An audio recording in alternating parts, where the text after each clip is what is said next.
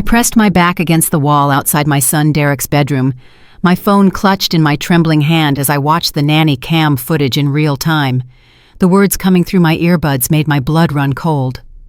I cut the smoke detector wires, burn the house down tonight. While the bitch is sleeping, we'll split the 2LM insurance. Derek's voice was casual, like he was discussing what to order for dinner. His wife Amanda laughed, that shrill sound that had haunted me for 2 years. Finally, God, I can't wait to be rid of her. Should we use the gas cans in the garage or buy new ones?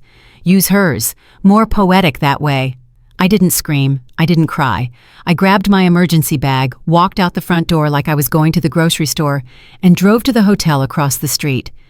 From my window on the 3rd floor, I had a perfect view of my house. The house where I'd raised my son. The house he was about to burn down with me in it. I called 911 first, then the fire department, then my lawyer.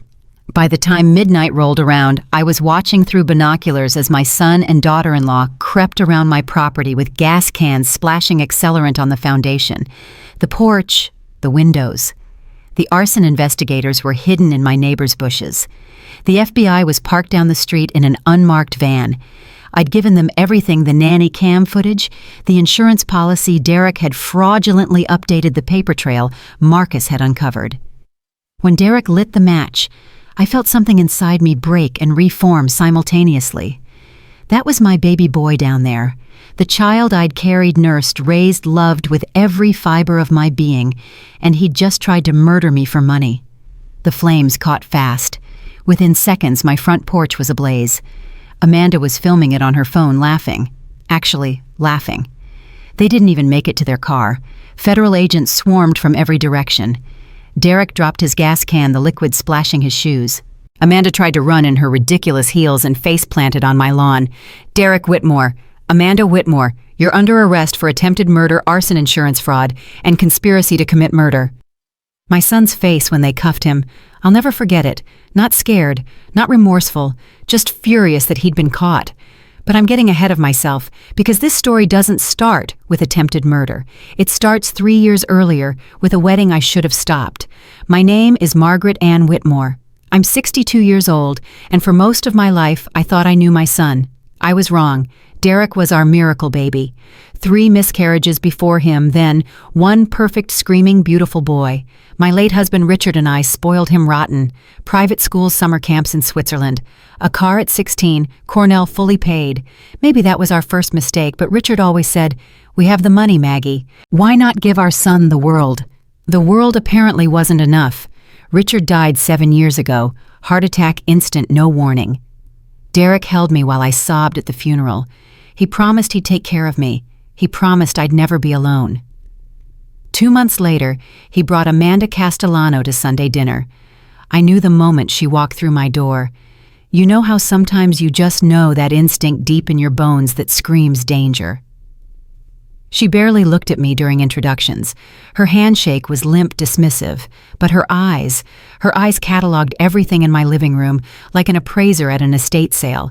The antique grandfather clock Richard's father had left us, the Tiffany lamp, the Persian rugs, the crystal chandelier. I watched her doing math in her head. "Cozy," she said, her smile sharp as a knife. "Must be worth quite a bit property values in this neighborhood." Who talks about property values at a first meeting with their boyfriend's mother? A gold digger, that's who. Derek laughed nervously. "Mom's lived here 35 years. It's home." "I'm sure it is." Amanda's eyes were still calculating. "All this space for just one person, though." I'd made pot roast, Richard's favorite recipe. Amanda pushed it around her plate while scrolling through her phone. When I brought out Derek's baby photos, she yawned so theatrically I thought she might dislocate her jaw. "Babe, we should go. Early Pilates tomorrow." Derek jumped up like she'd pulled his strings. "Thanks for dinner, Mom." They left me with a table full of food and a sinking feeling in my stomach. Over the next 6 months, I watched my son disappear. Our weekly dinners became monthly, then quarterly. Phone calls that used to last an hour became 5-minute check-ins with Amanda's voice in the background. "Tell her we have to go, babe." 10 months after they met, Derek showed up at my door on a rainy Tuesday. He looked exhausted, his tie loosened, dark circles under his eyes. "Mom, I proposed to Amanda last night." The words hit me like a slap. "You what?" She said, "Yes, we're getting married in 3 months." 3 months, Derek? You barely know her. I didn't come for your approval. His voice was cold, nothing like my son. "I came to inform you. The wedding's in June, family only." He left before I could argue. The wedding planning was a nightmare. Amanda refused every offer of help. When I asked about contributing to the reception, she actually laughed in my face. "We've got it covered, Margaret." She never called me Mom. Always Margaret, like the name tasted bad. "We're keeping it simple." Simple meant $50,000 at a country club, designer gown, ice sculptures, 12-piece orchestra. I got my invitation in the mail with everyone else. They'd misspelled my name. Margaret Whitmore. The wedding day I sat in the third row. Third row at my own son's wedding. Amanda's book club friends were in the second. I was wedged between Derek's high school physics teacher and a random cousin. At the reception table, 9, far from the family table where Amanda's parents held court like visiting royalty. I left early and cried in my car. An elderly valet knocked on my window. Happy tears. I didn't correct him. The first year of marriage, I saw Derek maybe 5 times. Quick visits where Amanda watched the clock and made excuses. Her family always came first. Her friends, her plans, never mine. Then Richard's brother Tom died and left me $3 million. I didn't tell anyone right away. Just invested it quietly, set up trusts.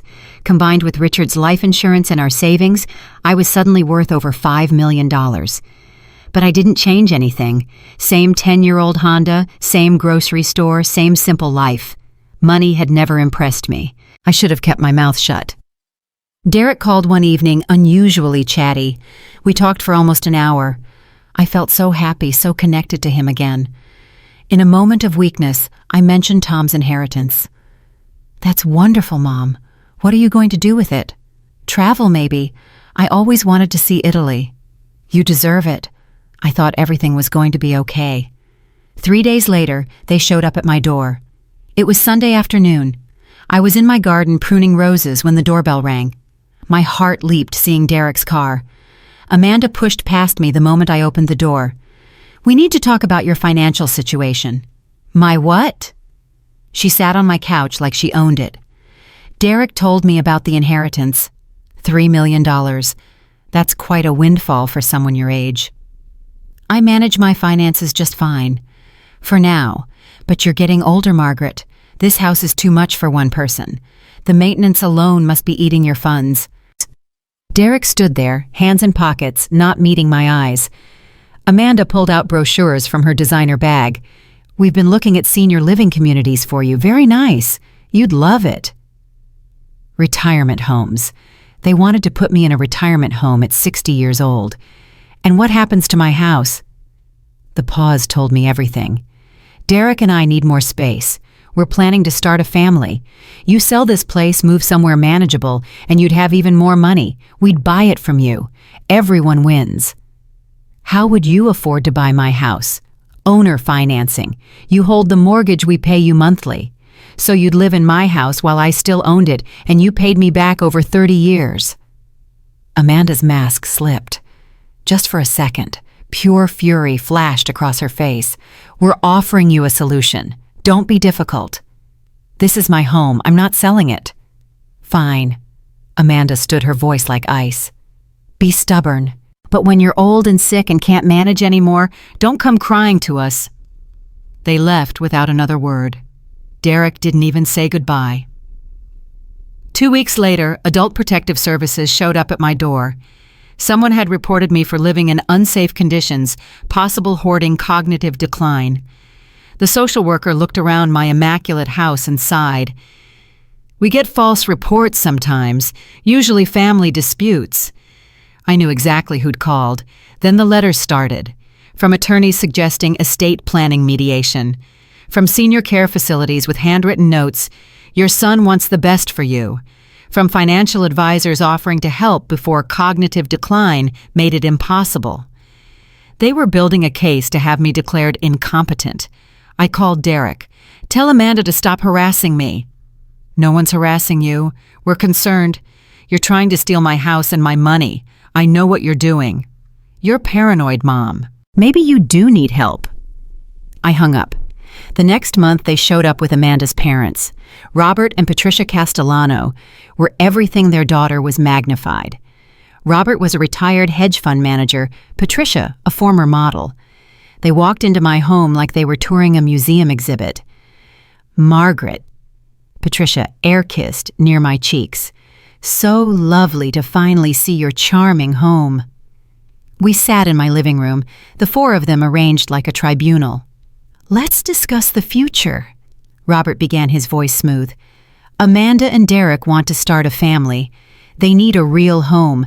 Meanwhile, you're sitting on valuable real estate you don't need. I need my home. Do you? Patricia looked around with barely concealed disdain.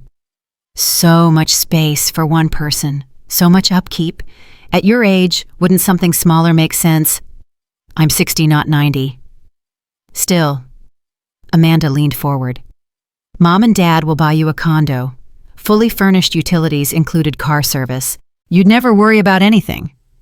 In exchange for my house, you'd maintain ownership, Robert continued smoothly. Life estate.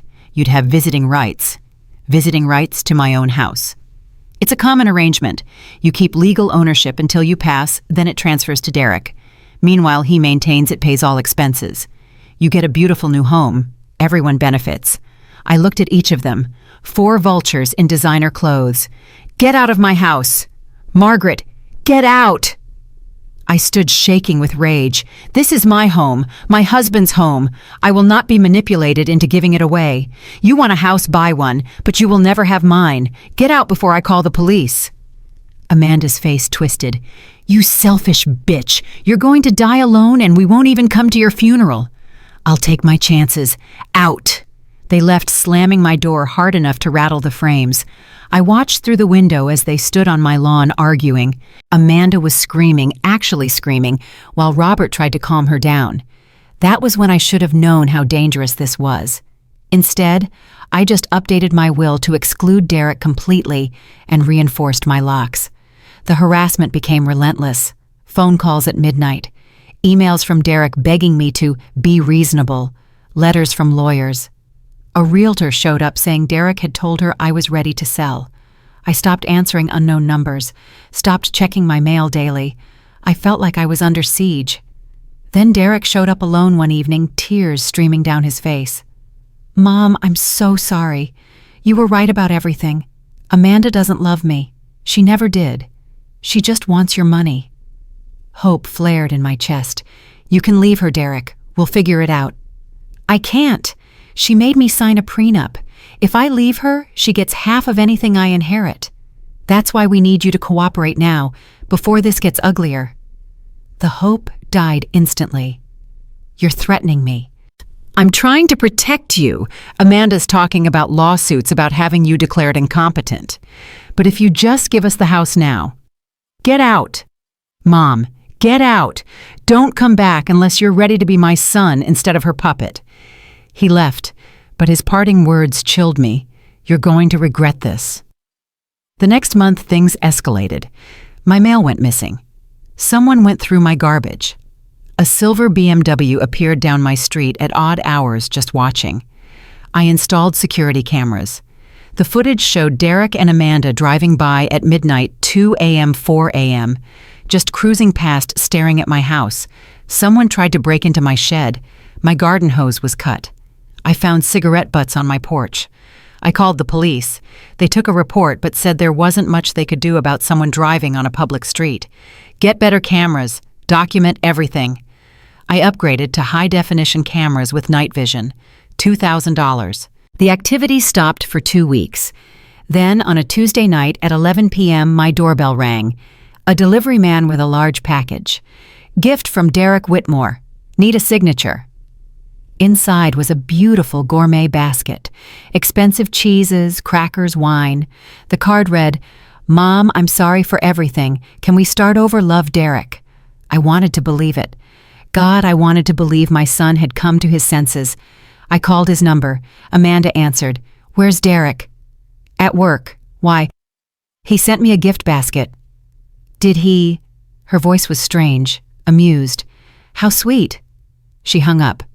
Something felt wrong. I called my neighbor Janet, a retired nurse. Does this look odd to you? She examined the basket carefully. Margaret, some of these seals are broken. See? And this cheese smells wrong, not spoiled wrong. Chemical wrong. We called poison control. They told us to bring everything in. 3 days later, Detective Sarah Chen showed up at my door. Mrs. Whitmore, we found enough rat poison in that cheese to kill you several times over. Very carefully mixed so you wouldn't notice until you'd already eaten a lethal dose. If you'd had a few crackers, you'd have been dead within hours. My son had tried to poison me. The basket was sent from a generic delivery service, paid cash, fake name. But the card mentions your son. Do you have reason to believe Derek Whitmore would harm you? I told her everything. The inheritance, the pressure, the harassment, all of it. This is serious, but it's going to be hard to prove who sent it. No fingerprints except yours and the delivery driver's. No paper trail. Unless your son confesses, we have no direct evidence. So he gets away with attempted murder. I didn't say that. We're investigating. Meanwhile, stay somewhere else for a while. If someone's this determined, they'll try again. This is my home. I won't be driven out. Then please upgrade your security. And don't accept any packages from anyone. I did more than that. I hired Marcus Webb, a retired detective who specialized in domestic cases. Within a week, Marcus had documented everything. Derek and Amanda were drowning in debt. Credit cards maxed out 2 months behind on rent Amanda's car, about to be repossessed. They'd been living way beyond their means, keeping up appearances while everything crumbled. They need money badly, Marcus said, and you're their only source. Desperate people do desperate things. What should I do? Document everything and seriously consider a restraining order. I filed for one. The judge denied it. Not enough direct evidence of threat. I was trapped in a nightmare where everyone knew my son wanted me dead, but no one could prove it. 2 months ago, Amanda called. Margaret, I want to apologize. I've been awful to you. Could we meet for coffee? Just talk. Every instinct screamed trap. But some tiny part of me, the part that remembered Derek as a sweet boy, wondered if maybe they'd finally hit bottom. Public place, Starbucks on Main, tomorrow at 10. Perfect. Thank you for giving me a chance. Marcus insisted on being there watching from a nearby table. Amanda showed up in jeans and a simple sweater instead of designer clothes, minimal makeup. She looked almost human. Thank you for meeting me. I know I don't deserve forgiveness. You don't, but I'm listening. She launched into a speech about stress, financial pressure, fertility treatments making her hormonal. Tears slid down her cheeks. I took out all my frustration on you. You were an easy target. Derek's mom, someone who had what we wanted. But it was wrong. I'm seeing a therapist now, working on myself. I wanted to believe her. Despite everything, I wanted to believe people could change. What about Derek? He's working, but he feels the same way. We want a relationship with you, that's all. No more talk about houses or money, just family.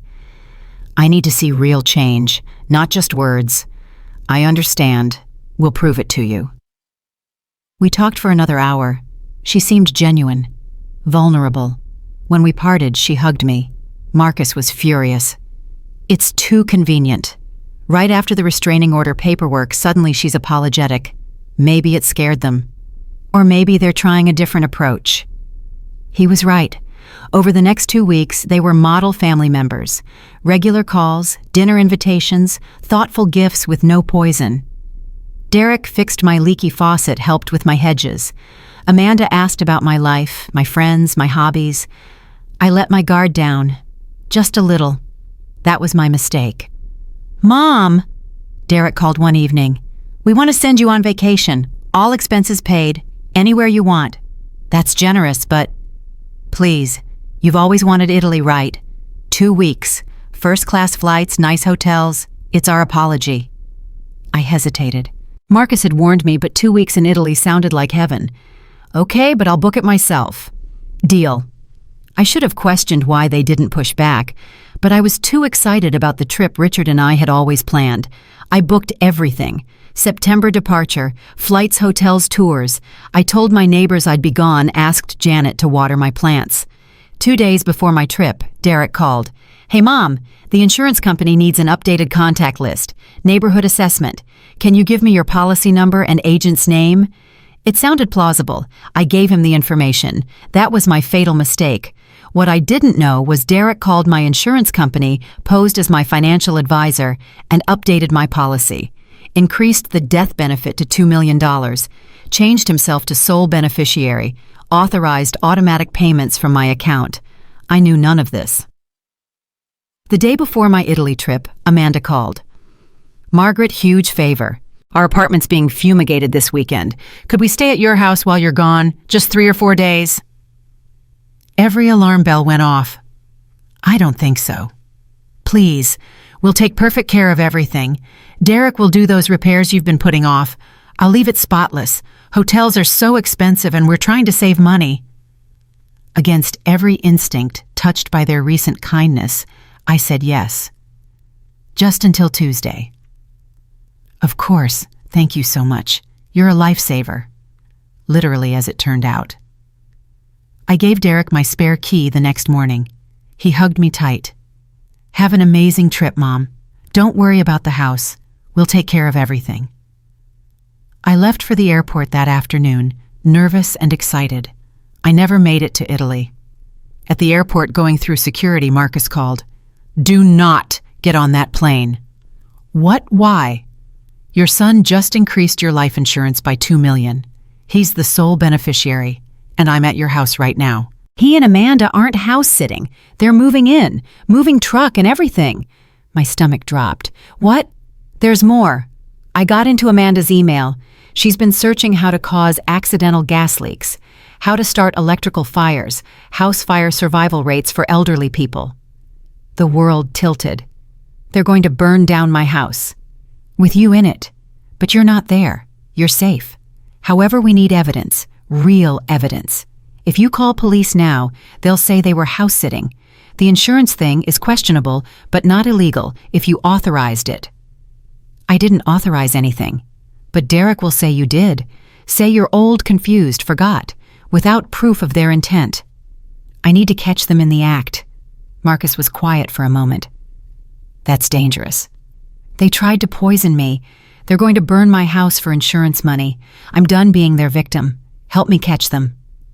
"Okay, here's what we're going to do." I checked into the hotel across from my house. Marcus installed additional hidden cameras in the trees. The mailbox, even a tiny one in my garden gnome. We contacted the FBI's insurance fraud division. The local arson investigators gave them everything we had. They were skeptical at first. Then they saw Marcus's evidence. The browser history, the fraudulent insurance policy, the pattern of harassment, the poisoned basket. "We'll set up surveillance," the FBI agent said. "But Mrs. Whitmore, this could take days, maybe weeks. They might not do anything." "They will. They think I'm in Italy. They think they're about to get away with murder and collect $2 million. They'll move fast." I was right. That first night I watched from my hotel window as Derek and Amanda moved furniture around in my house. My house. They were rearranging everything, making it theirs. The second night Derek went to Home Depot. Marcus followed him. He bought wire cutters, duct tape, and heavy-duty gloves. The third night they ordered pizza and watched TV in my living room like they owned the place. The fourth night I watched Derek climb a ladder and mess with something near my roof, the smoke detectors. My hands were shaking so hard I could barely hold the binoculars. The fifth night they did it. I'd set up the nanny cam in my bedroom weeks ago, hidden in a picture frame. They didn't know about it. The feed went straight to my phone. At 10 p.m., I watched them enter my bedroom. They were talking. I turned up the volume on my earbuds. "Are you sure about this?" Derek's voice was nervous. "Baby, we've been over this. She's worth more dead than alive. $2 million. We'll pay off everything, buy a real house, start fresh." "But if something goes wrong?" "Nothing will go wrong. She's in Italy. The fire will look electrical. Old house, old wiring. These things happen. The insurance company will never suspect anything." "What if they investigate?" "They always investigate. But they won't find anything. You cut the smoke detector wires, right? Yeah, but nothing. Derek, grow a spine. Do you want to spend the rest of your life broke, living in a shitty apartment? Your mother is sitting on millions while we can barely make rent. I know, but what you love her more than me, more than our future. She's had her life. She's old. She'll probably die in the next 10 years anyway. We're just speeding up the inevitable. You're right. You're right, okay? Good. Now we'll use the gas cans in her garage. Pour it around the foundation, the porch. Make sure it spreads under the house. Then we light it from the back near the electrical panel. It'll look like a surge caused it. Tonight, she thinks we're leaving tomorrow. But we do it tonight, call 911, tomorrow morning, all panicked. Officer, we left yesterday but came back because we forgot something and the house is on fire. Perfect alibi. What about the neighbors? It's after 10. Everyone's asleep. By the time anyone notices, the whole place will be engulfed. Old houses burn fast. Derek laughed. Actually laughed. God, I can't believe we're doing this. Believe it, baby. By this time next week, we'll be millionaires. Now come on, let's get the gas cans. I was crying, silent tears streaming down my face as I listened to my son plan my murder. I called Detective Chen. They're doing it tonight. They're about to start the fire. We're in position. FBI is here. Fire department is standing by. Let them start it. We need them caught in the act. They're going to burn my house. We'll put it out immediately, but we need them to actually light the fire. Otherwise, it's just talk. I watched through my binoculars as Derek and Amanda went to my garage. They came out carrying gas cans. My gas cans. They spent 20 minutes splashing gasoline around my house, around the foundation, the porch, the windows. Amanda was laughing, taking photos on her phone. This is going to look so good on Instagram, she said. Tragic house fire. So sad. Poorly's out for Margaret. She was mocking me, planning to burn my house down and mocking me. Derek pulled out a box of matches. My heart was pounding so hard I thought I might have a heart attack. He lit one, held it up. The flame flickered in the darkness. To our future, Amanda said. Derek dropped the match. The fire caught instantly. Flames raced along the gasoline trails, consuming my porch in seconds. Amanda was filming it. Oh my God, it's so beautiful, the flames. That was when the FBI moved in. Agents appeared from everywhere. The bushes, the neighbor's yard, unmarked vans down the street. Floodlights illuminated my entire property. FBI dropped the gas cans, hands in the air. Derek's face when he saw them. Pure terror. He dropped his gas can, gasoline splashing his shoes and pants. Amanda tried to run, in her designer heels. She made it maybe 5 feet before she tripped and face-planted on my lawn. An agent had her in cuffs before she could get up. Derek Whitmore. Amanda Whitmore, you are under arrest for attempted murder, arson, insurance fraud, wire fraud, and conspiracy to commit murder. You have the right to remain silent. The fire department was already putting out the flames. They'd been ready, had hoses positioned. My porch was damaged, but the house was savable. I watched them load Derek and Amanda into separate FBI vehicles. Derek was crying, actually crying. Amanda was screaming. You can't prove anything. We were just burning trash. This is harassment. Ma'am, you were filmed pouring accelerant on a residence while discussing insurance fraud and murder. You were literally holding your phone with video of the fire. We have everything. Her face when she realized they'd been watching, that they'd heard everything, that they had evidence. Pure rage. She started screaming obscenities, thrashing against the cuffs. They had to put a spit hood on her. Derek saw me then, standing in the window of my hotel room. Our eyes met across the street. He knew. He knew I'd been there the whole time, that I'd heard everything, that I'd watched him try to murder me. His face crumpled. Not with remorse, with fury. He mouthed words at me. I'm pretty sure they were, I hate you. I closed the curtains. Detective Chen came to my hotel room an hour later. We got them, airtight case. The nanny cam footage, the audio recording, multiple FBI agents witnessed them starting the fire. Amanda filmed it on her own phone. The insurance fraud, the fraudulent policy changes. They're looking at 25 to life, each. Will they take a plea? Probably, but they won't see freedom for at least 20 years, maybe never. I sat down on the hotel bed. I'd been standing for hours shaking. "Are you okay, Mrs. Whitmore? My son just tried to burn me alive for insurance money." "I know, I'm sorry." "Don't be. I'm the one who raised him. I'm the one who failed." "You didn't fail. You loved him. He made his choices." I looked out the window at my house. Fire damage on the porch, smoke stains on the siding, but still standing, still mine. What happens now? Now you press charges, now you testify, now you make sure they never get the chance to do this to anyone else. I nodded. "I'll do whatever it takes."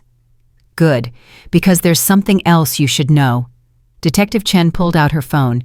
"We found Amanda's laptop. She has a whole folder, plans, not just for you, for after they got your money. There are searches for how to make a spouse's death look like an accident. Derek was next." My blood ran cold. She was going to kill him too. After she got the inheritance. Then she'd be a wealthy widow, free and clear. I actually laughed, a bitter, horrible sound. So Derek was planning to kill me while Amanda was planning to kill both of us. "Looks like it. You saved his life too. He just doesn't know it yet." "Will you tell him?" "Eventually, once he's processed and in holding, might make him more willing to testify against her." After Detective Chen left, I sat in my hotel room and cried. Not for Derek, not for Amanda, for the life I'd thought I had, for the son I'd thought I'd raised, for the future I'd imagined grandchildren holidays, growing old with family around me. All of it gone, burned away like the porch on my house. But I was alive. I'd survived. And I'd make damn sure they paid for every single thing they'd done. The preliminary hearing was 3 weeks later. I sat in the front row of the courtroom watching as they brought Derek and Amanda in wearing orange jumpsuits and chains. Amanda wouldn't look at me. She stared straight ahead, her jaw clenched. But Derek looked right at me. His eyes were empty, cold, like a stranger wearing my son's face. The prosecutor laid out the case. The fraudulent insurance policy, the harassment, the poisoned gift basket, the nanny cam footage, the FBI surveillance, all of it. When they played the audio of Derek and Amanda planning my murder, the courtroom went silent. "She's worth more dead than alive." "I can't believe we're doing this." "To our future." I watched the judge's face harden. Bail denied. Trial set for January 15th. Defendants remanded to custody. Amanda started screaming then. "This is bullshit. You can't do this. We have rights. Margaret, you bitch, you set us up." The bailiffs had to drag her out. Derek just stood there staring at me. "I should have burned it down while you were still in it," he said quietly, just loud enough for me to hear. The bailiffs took him away. I went home to my damaged house and started rebuilding. Not just the porch. Everything. My life, my trust, my ability to sleep at night without checking the locks 17 times. It's been 4 months since that night. The trial is approaching. The prosecutors tell me it's a slam-dunk case. Derek and Amanda will both be convicted. They'll spend the next 2 decades minimum in prison. I should feel victorious. I should feel satisfied. Instead, I just feel empty. But I'm here. I'm alive. I survived. And that's more than they wanted for me. Now I'm waiting for January 15th, for the trial, for the moment when I get to tell a jury exactly what my son and his wife did to me, for the moment when justice is finally fully served. But the story isn't over yet, because what they don't know, what nobody knows except my lawyer and me, is what I discovered while Marcus was digging into their lives. What I found changes everything. And when it comes out at trial, Derek and Amanda are going to wish attempted murder was the worst of their problems. But that's part 2 of this story. For now, I'm just a mother who survived her son's attempt to murder her.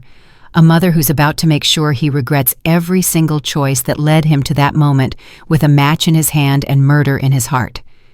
They wanted my money, my house, my life. Instead, they're going to get justice. And I'm going to make damn sure it destroys them completely. The trial begins in part 2, where Margaret reveals the devastating secrets she discovered about Derek and Amanda's past secrets that prove this wasn't their first attempt at murder for money, and the testimony from an unexpected witness will change everything. The week before the trial, my lawyer Jennifer Morrison called me into her office. She had that look on her face the one lawyers get when they're about to drop a bomb. "Margaret, sit down. We need to talk about what Marcus found." I'd been expecting this. Marcus had been digging for months following paper trails and digital footprints that Derek and Amanda thought they'd erased. What he'd uncovered made my blood run cold. "Tell me." Jennifer slid a folder across her desk. Amanda Castellano isn't her real name. She was born Amanda Jean Kowalski in Cleveland, changed her name legally 6 years ago after her first husband died. My hands went numb. First husband, Thomas Reinhardt, 34 years old, healthy, athletic, died in a house fire. Amanda collected $400,000 in life insurance. The fire was ruled accidental, faulty space heater. Oh my God. There's more. Before Thomas, she was engaged to a man named Kevin Drucker. He died in a car accident 3 months before their wedding. Single vehicle crash drove off a cliff.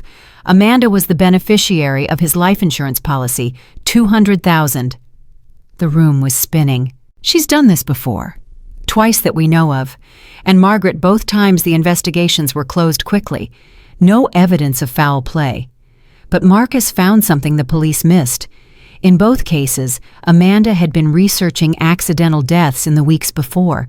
How to cut brake lines, how to start electrical fires. The same searches she did before trying to kill you. I couldn't breathe. Derek didn't know, did he? He had no idea he married a serial killer. We don't think so. Based on the timeline, Amanda targeted him specifically after she found out about your wealth. She researched his family, found out Richard had died, found out you were alone and vulnerable. She engineered that meeting at the company mixer. It wasn't chance. She hunted him. She hunted us. Yes. And Margaret, there's something else. Marcus found a burner phone in Amanda's car when the FBI seized it. Text messages to an unknown number. Someone she was communicating with about you. Someone helping her plan this. Who? We don't know yet. The number's been disconnected, but the texts are damning. The old bitch needs to go. $2 million is worth the risk. He's too weak to do it alone. I'll have to push him. She was manipulating Derek every step of the way. I thought about my son, weak and manipulated. But then I remembered his voice on that nanny cam. His laugh when Amanda said I'd be dead. The way he'd said, "I should have burned it down while you were still in it." He still made his choices, I said quietly. She might have pushed him, but he lit that match. I know, and the prosecution knows. But this information changes the case strategy. Amanda's prior incidents establish a pattern. Juries love patterns. This isn't a desperate couple making one bad choice. This is a predator who's done it before and a son who was willing to murder his own mother. When does the prosecution plan to present this at trial? They're bringing in investigators from Cleveland and Denver.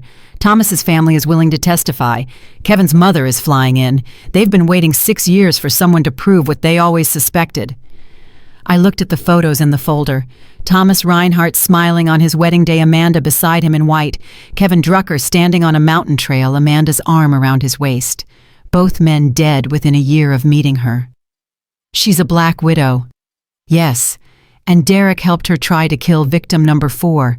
But you survived, Margaret. You're the one who's going to put her away forever. The prosecution team met with me 3 days before trial. Lead prosecutor was a woman named Rachel Vance, sharp as a knife, and twice as dangerous. She'd built her career on murder cases and hadn't lost one in 7 years. Mrs. Whitmore, I want to walk you through what's going to happen. The defense will try to paint you as paranoid, vindictive, manipulative. They'll say you set them up. They'll claim Derek and Amanda were just house-sitting, and the fire was an accident. How can they possibly claim it was an accident? They were filmed planning my murder. They'll argue the audio was taken out of context, that they were joking, that the gasoline was for yard work, that the fire started accidentally. It won't work, but they'll try. What about Amanda's history? That's where we bury them. Judge already ruled it's admissible. Pattern of behavior. We're going to show that jury exactly what Amanda is, and we're going to show them that Derek knew what he was doing every step of the way. Will I have to testify? Yes. And Margaret, it's going to be brutal. The defense attorney will come at you hard. He'll ask about your relationship with Derek. He'll imply you were controlling, that you drove them to desperation. He'll ask why you didn't just give them the house if you loved your son. I can handle it. I know you can, but I need you to be prepared. When you see Derek in that courtroom, when you have to look at him while describing how he tried to murder you, it's going to hurt. No matter how angry you are, he's still your son. She was right. The first day of trial, when they brought Derek in, my heart seized. He'd lost weight. His face was gaunt, his eyes hollow. He looked broken. Good, a dark part of me thought. He should be broken. Amanda looked different too. Gone was the designer wardrobe and perfect makeup. She wore a simple blouse and slacks, her hair pulled back, glasses perched on her nose. She'd transformed herself into someone demure and harmless. But I saw her eyes, cold and calculating, scanning the courtroom like a predator assessing threats. The jury was selected. 7 women, 5 men, mostly middle-aged. Several had adult children. Perfect, Rachel had said. They'll identify with you. Rachel's opening statement was devastating. Ladies and gentlemen, this is a case about greed, about betrayal, about a son who valued his inheritance more than his mother's life, about a wife who had killed before and was ready to kill again. On the night of September 23rd, Derek and Amanda Whitmore attempted to burn Margaret Whitmore alive in her own home to collect $2 million in fraudulent life insurance. But Margaret Whitmore survived, and now she's here to tell you exactly what they did. The defense attorney, a slick man named Bradley Cooper, no relation to the actor, tried a different angle. This is a case about a controlling mother who couldn't let go. A mother so obsessed with maintaining power over her adult son that she entrapped him, manipulated him, and turned a simple house-sitting arrangement into a criminal case. Margaret Whitmore is not a victim. She is a puppeteer who's been pulling strings for 3 years. I wanted to leap over the gallery and strangle him. Jennifer's hand on my arm stopped me. "Let him talk," she whispered. "The evidence will destroy him."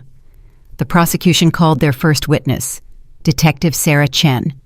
She walked the jury through the investigation, the poisoned gift basket, the harassment, the security footage, the fraudulent insurance policy. Then came the big moment. "Detective Chen, did your investigation reveal anything about Amanda Whitmore's past?" "Yes. We discovered that Amanda Whitmore, formerly Amanda Kowalski, had been married once before. Her husband, Thomas Reinhardt, died in a house fire in 2019. She collected $400,000 in life insurance." The courtroom erupted. The judge banged her gavel. Bradley Cooper was on his feet. "Objection. This is prejudicial and irrelevant." "It's relevant to establish pattern of behavior, Your Honor. We have evidence that Mrs. Whitmore researched methods of starting fires before her husband's death, just as she did before attempting to kill Margaret Whitmore." "I'll allow it." Overruled. Amanda's face had gone white. Derek was staring at her like he'd never seen her before. Detective Chen continued. "We also discovered she was engaged to Kevin Drucker in 2017. He died in a single vehicle crash 3 months before their wedding. Amanda collected $200,000 in life insurance. So, to be clear, Detective, 2 men who were in relationships with the defendant died under suspicious circumstances, and she collected substantial life insurance both times." "That's correct." "And in both cases, did she conduct internet searches about how to cause those types of accidents?" "Yes. Browser history from her old laptops recovered by our forensic team showed searches for how to cut brake lines without detection 2 weeks before Kevin Drucker's crash and how to cause electrical fires 3 weeks before Thomas Reinhardt's death." I watched Derek's face crumble. He was realizing it. His wife had married him to kill him, and probably would have right after she killed me. The prosecution spent 3 days building their case. FBI agents testified about the surveillance. Arson investigators explained how deliberately the fire had been set. A handwriting expert confirmed Derek had forged my signature on the insurance documents. Then came the nanny cam footage. The courtroom went silent as they played the audio. Amanda's voice cold and clear. "She's worth more dead than alive." Derek's nervous laughter. "I can't believe we're doing this." Amanda again. To our future. When it ended, several jurors were crying. One woman in the front row was staring at Derek with such disgust I thought she might spit. The defense tried to claim it was taken out of context, that they were rehearsing a scene for a film they were writing. Nobody believed it. Then Rachel called her star witnesses, Thomas Reinhardt's sister Caroline. She was in her 40s, composed but clearly struggling. She took the stand and glared at Amanda with pure hatred. Miss Reinhardt, tell us about your brother Thomas. Tommy was the best person I knew. Kind, generous, always helping people. When he met Amanda, we were all so happy for him. He'd been single for years, focused on his career. Then suddenly he was in love, getting married, talking about starting a family. When did your opinion of Amanda change? About 3 months after the wedding. Tommy called me upset. He'd found out Amanda had lied about her past. She'd told him she had a degree from NYU. She didn't. She'd told him she worked for a law firm. She'd been an assistant at a strip mall attorney's office. Little lies, but lots of them. He was starting to wonder what else she'd lied about. Did he confront her? Yes. She cried, apologized, said she was ashamed of her past and wanted to impress him. Tommy forgave her. He always forgave people. That's the kind of person he was. What happened next? 2 weeks later, he was dead. House fire. They said it was a space heater. But Tommy was obsessive about safety. He would never have left a space heater running overnight. Never. Did you share your suspicions with police? Of course. They investigated but found nothing. Amanda was the grieving widow. She played the part perfectly, collected the insurance, and disappeared. Did she attend your brother's funeral? Caroline's voice broke.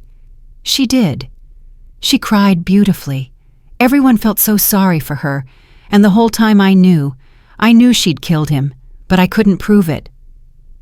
Miss Reinhardt, what did you think when you learned Amanda had been arrested for attempting to murder Margaret Whitmore? I thought finally someone survived her. The defense tried to tear Caroline apart on cross-examination, suggesting she was biased, that she'd never liked Amanda, that she was using this case to push a conspiracy theory about her brother's death.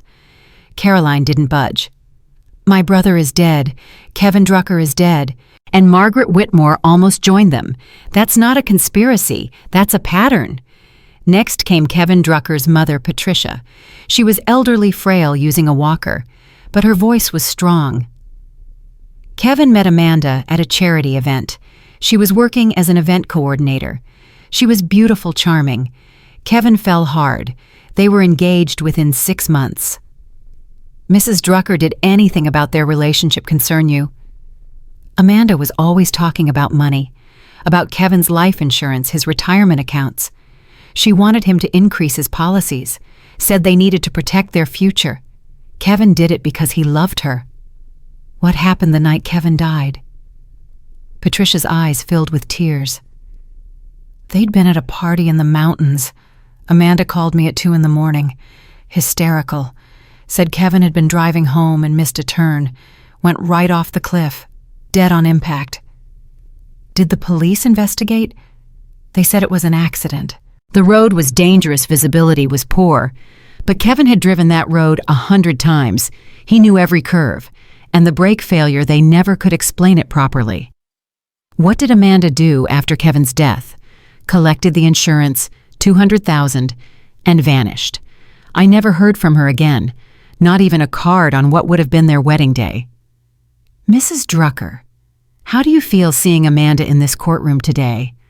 I feel relieved that finally someone stopped her before she could kill again. Bradley Cooper tried to discredit her too, but it was hopeless. The jury had seen enough.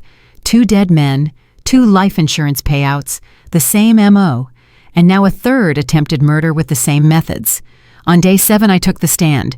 Rachel walked me through everything, meeting Amanda for the first time.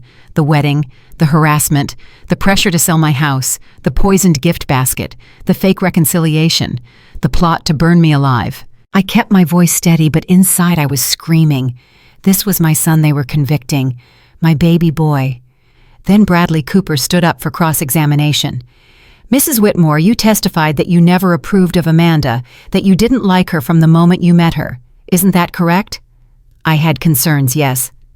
Concerns you actively tried to break them up, didn't you? No, I wanted Derek to be happy. Really? Because you've also testified that you thought Amanda was a gold digger from day one, that you believed she was only interested in your money. Doesn't sound like you wanted Derek to be happy. Sounds like you wanted control. That's not true. Isn't it? You admit you inherited $5 million and never told Derek about it for months. Why keep it secret from your only son, unless you didn't trust him? I didn't tell anyone right away. I was processing it. Or you were using it as a test to see if Derek loved you for your money. That's pretty manipulative, wouldn't you say? Rachel objected, but the damage was done. Bradley was painting me as the villain. Mrs. Whitmore, when Derek and Amanda asked you to consider selling your house so they could start a family, you refused. Correct. It's my home. A 4-bedroom house for one person, while your son and his wife were cramped in a 1-bedroom apartment desperate to start their lives. You refused to even consider helping them, because you wanted to maintain control. That's not why I refused. Then why? If you loved your son so much, why not help him when he needed it? Because they weren't asking. They were demanding. They were trying to manipulate me into giving up my home, my security, everything Richard and I built. Or maybe you were punishing Derek for marrying someone you didn't approve of. No. Mrs. Whitmore, when Adult Protective Services came to your door, when multiple attorneys reached out about estate planning, when your son expressed concern about your ability to maintain your property, you assumed it was all a conspiracy. Doesn't that seem paranoid? It wasn't paranoid, it was real. Was it? Or were you so convinced that Amanda was evil that you interpreted every normal concern as an attack? I looked at Derek. He was staring at the table, refusing to meet my eyes. My son tried to burn me alive, I said quietly. That's not paranoid. That's not interpretation. That happened. Because you drove him to it. You hired private investigators to follow him. You installed hidden cameras. You set him up. I protected myself from people who wanted me dead. Or you manipulated the situation to destroy your son's marriage and send him to prison. Isn't that possible?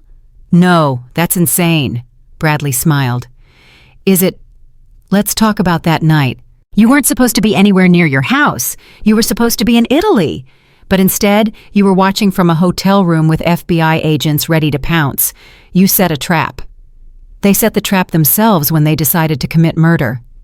Did you create a situation so tempting, so perfect, that desperate people made a desperate choice? You knew they were in financial trouble. You knew they were stressed. You dangled your house in front of them, then snatched it away. You gave them the perfect opportunity and the perfect motive. Then you watched them fall into your trap. I wanted to scream. How dare he twist this? How dare he make me the villain when my son had literally tried to kill me? I didn't make Derek light that match, I said, my voice shaking. I didn't make Amanda research how to kill me.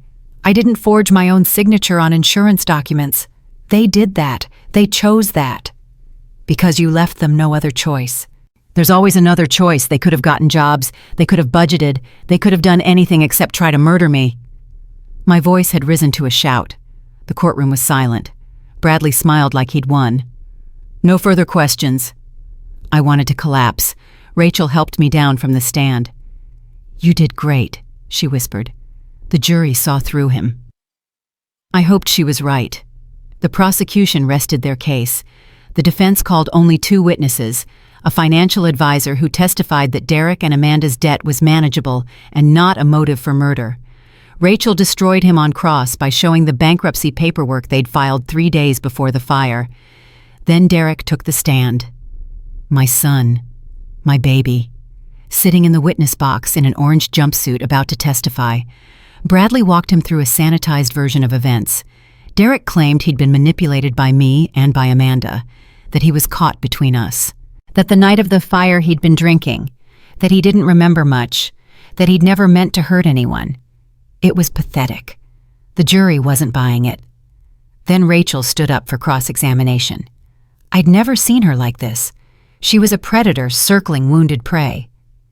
Mr. Whitmore, you testified that you don't remember the night of the fire clearly because you'd been drinking. How much did you drink? I don't know, a few beers. A few beers, but you remember going to get gas cans from the garage? I think so. You think so. Let me refresh your memory. Rachel pulled up the FBI surveillance footage on the courtroom screens. That's you, isn't it? Walking to the garage completely steady on your feet, carrying gas cans, pouring gasoline around your mother's house. Does that look like someone who's too drunk to remember? Derek stared at the screen. I was on autopilot. Autopilot. Interesting. And when you lit the match and dropped it, setting your mother's house on fire, were you on autopilot then too? Amanda told me to do it. Did she hold a gun to your head? No. Did she threaten you? Not exactly. Not exactly. So you made a choice. You chose to light that fire. She manipulated me. Like she manipulated Thomas Reinhardt, like she manipulated Kevin Drucker. Except Mr. Whitmore, you knew what she was. When did you find out about her previous husbands? Derek went pale. I didn't know. You didn't know. Your wife had been married before her husband died under suspicious circumstances, and she never mentioned it. She said she'd been engaged once, that he died in an accident. She never said she'd been married. How convenient. And you never Googled her. Never did a basic background check on the woman you married. I trusted her. You trusted her. Even when she started pressuring your mother to give you the house, even when she convinced you to file a fraudulent insurance claim, even when she told you your mother was worth more dead than alive. I thought she was joking.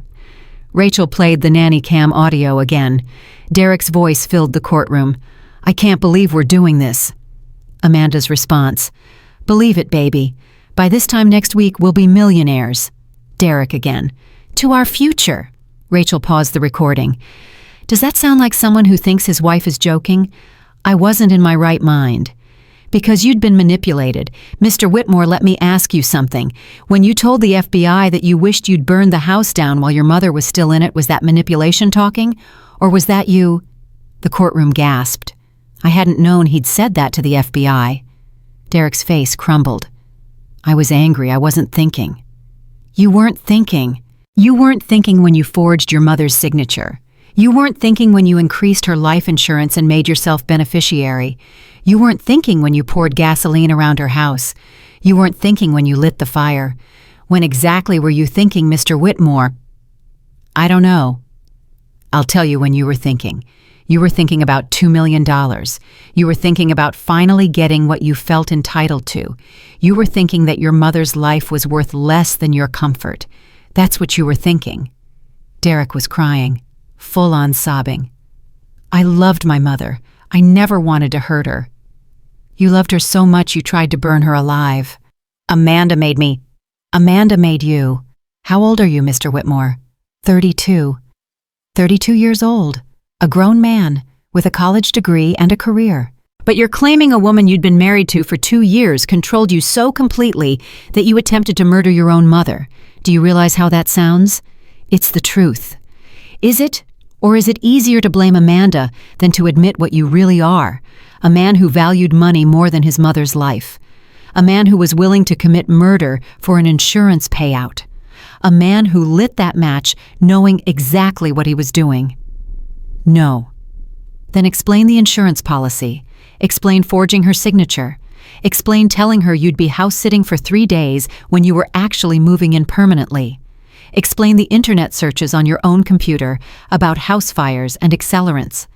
Explain all of that if Amanda controlled everything. Derek had no answer. He just sat there crying. No further questions. Amanda didn't testify.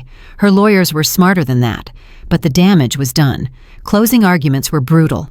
Rachel painted a picture of a predator and her willing accomplice, a black widow who'd killed twice before and a son so consumed by greed that he'd betray his own mother.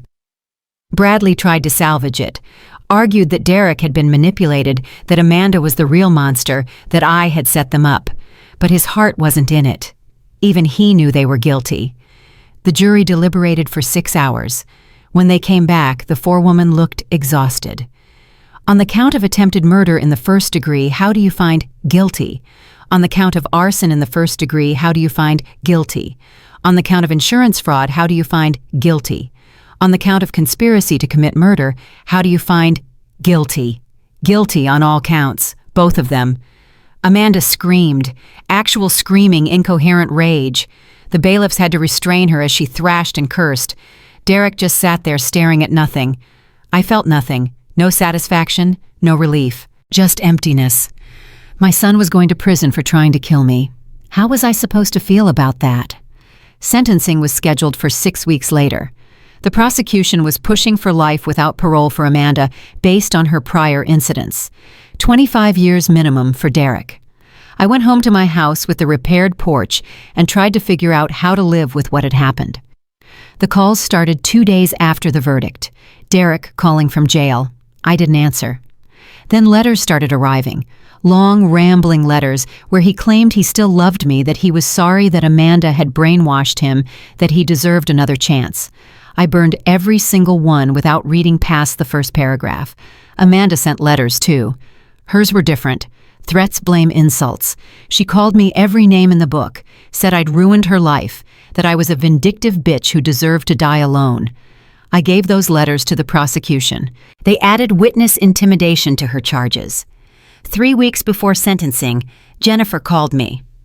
"Margaret, Derek wants to meet with you, face to face. He says he has something to tell you. Something important." "No." "The prosecution thinks you should do it.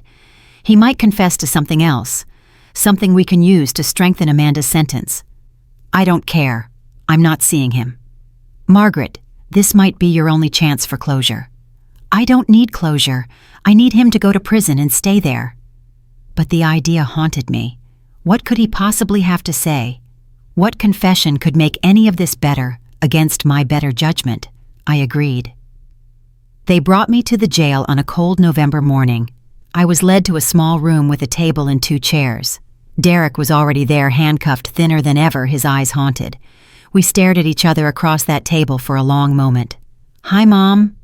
Those words, "Hi, Mom." Like we were meeting for coffee instead of in a jail where he awaited sentencing for trying to murder me. "What do you want, Derek?" "I wanted to see you, to talk to you, to tell you myself." "Tell me what?" He took a shaky breath. "Amanda's pregnant." The world tilted. "What?" "She just found out. She's 8 weeks along. The baby is mine." I couldn't breathe, couldn't think. "You're lying." "I'm not. She told me last week. Her lawyer confirmed it. They're going to use it at sentencing. Try to get her sentence reduced." A baby, Derek's baby, with a woman who'd tried to kill me, with a woman who'd killed 2 other men. "That poor child," I whispered. "Mom, listen to me. I need you to do something." "I'm not helping her avoid prison if that's what you're asking." "No, the opposite. I need you to make sure she never gets custody. Ever. When that baby is born, I need you to fight for it. Take it. Raise it. Don't let Amanda anywhere near it." I stared at him. "Why would you ask me that?" "Because I finally understand what she is, what she's capable of. The prosecution showed me everything. Kevin, Thomas, she was planning to kill me too, wasn't she?" "Yes." He laughed bitterly. "Of course she was. And I was too stupid, too blinded by her to see it. But Mom, that baby didn't ask for any of this. That baby is innocent, and it's going to be born in prison to a mother who's a murderer. Please, I know I don't deserve to ask you for anything, but I'm begging you. Don't let that child suffer for what we did. Derek, I'm 62 years old. You want me to raise an infant? You raised me. You did a good job until I ruined it. Please, Mom. It's my child, your grandchild, the only family either of us will have left."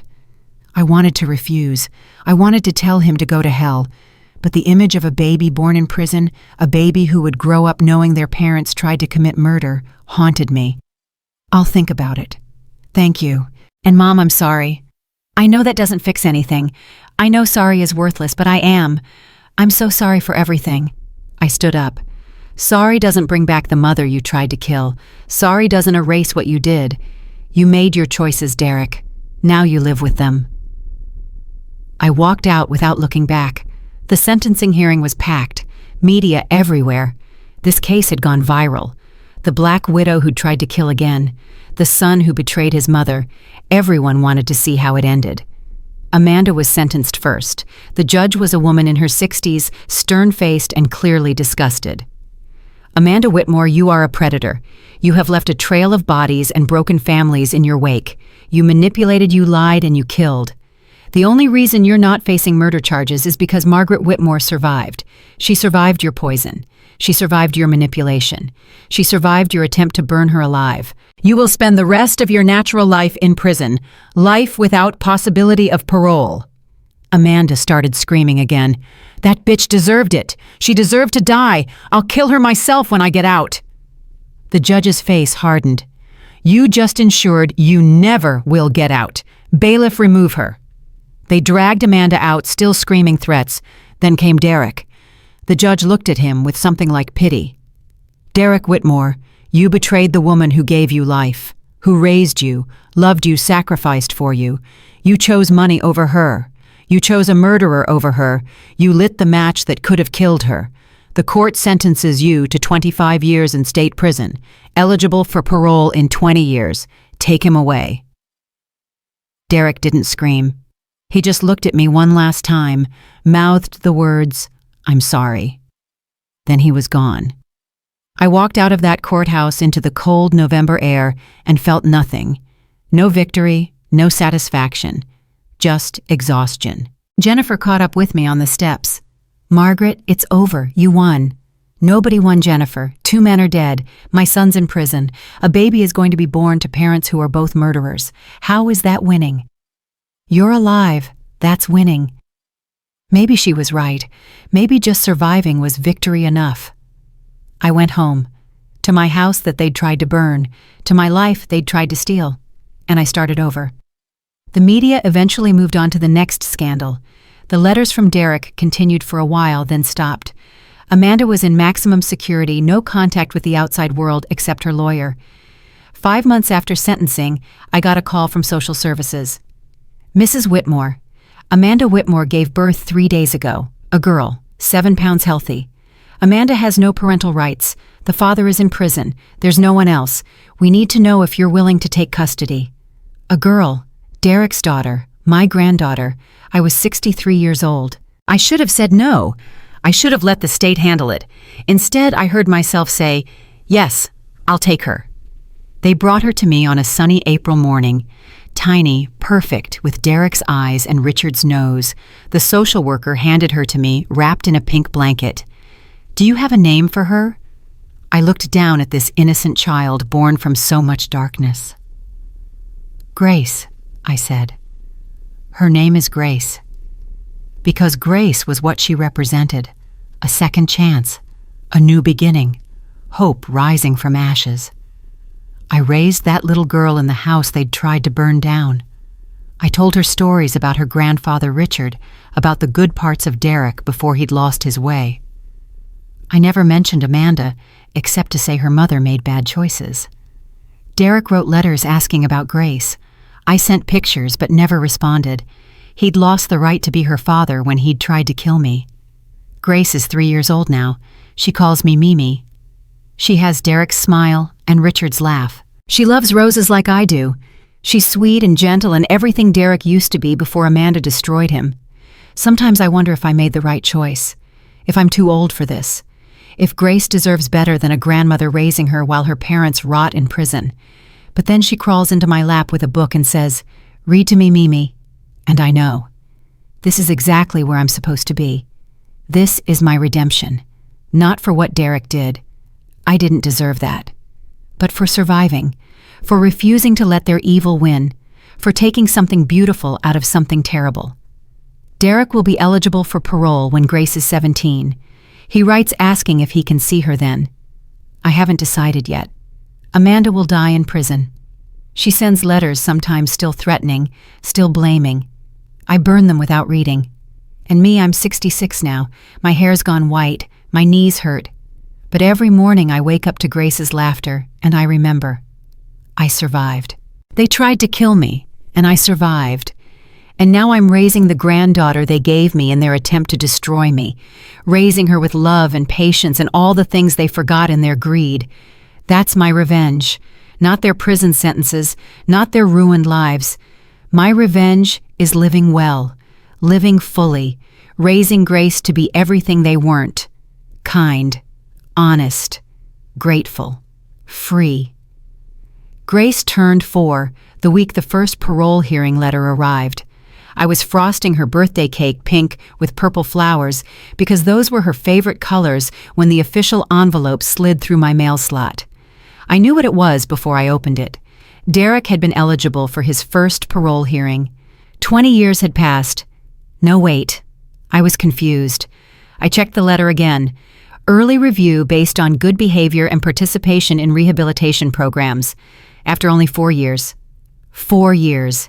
He'd tried to murder me 4 years ago, and now they wanted to let him out. My hands were shaking so hard I dropped the frosting knife. It clattered on the kitchen floor, leaving a pink streak across the tile. "Mimi, you okay?" Grace appeared in the doorway, her dark curls bouncing, Derek's curls, his eyes staring at me from her innocent face. "I'm fine, sweetheart, just clumsy. Go play, I'll call you when the cake's ready." She skipped away humming. Oblivious. Safe. Mine. I picked up the letter and read it properly. Derek's parole hearing was scheduled for 6 weeks from now. As the victim, I had the right to attend and make a statement. They needed to know within 2 weeks if I planned to participate. I called Jennifer immediately. "They can't seriously be considering releasing him." "Margaret, I know this is hard, but 4 years of model behavior, completed his GED, been teaching literacy classes to other inmates, no disciplinary issues. The parole board has to consider rehabilitation." "He tried to burn me alive." "I know." "That's why you need to be at that hearing. You need to remind them what he did, what he's capable of." "What about Amanda?" "Life without parole means exactly that. She'll never get a hearing." But Derek's sentence was different.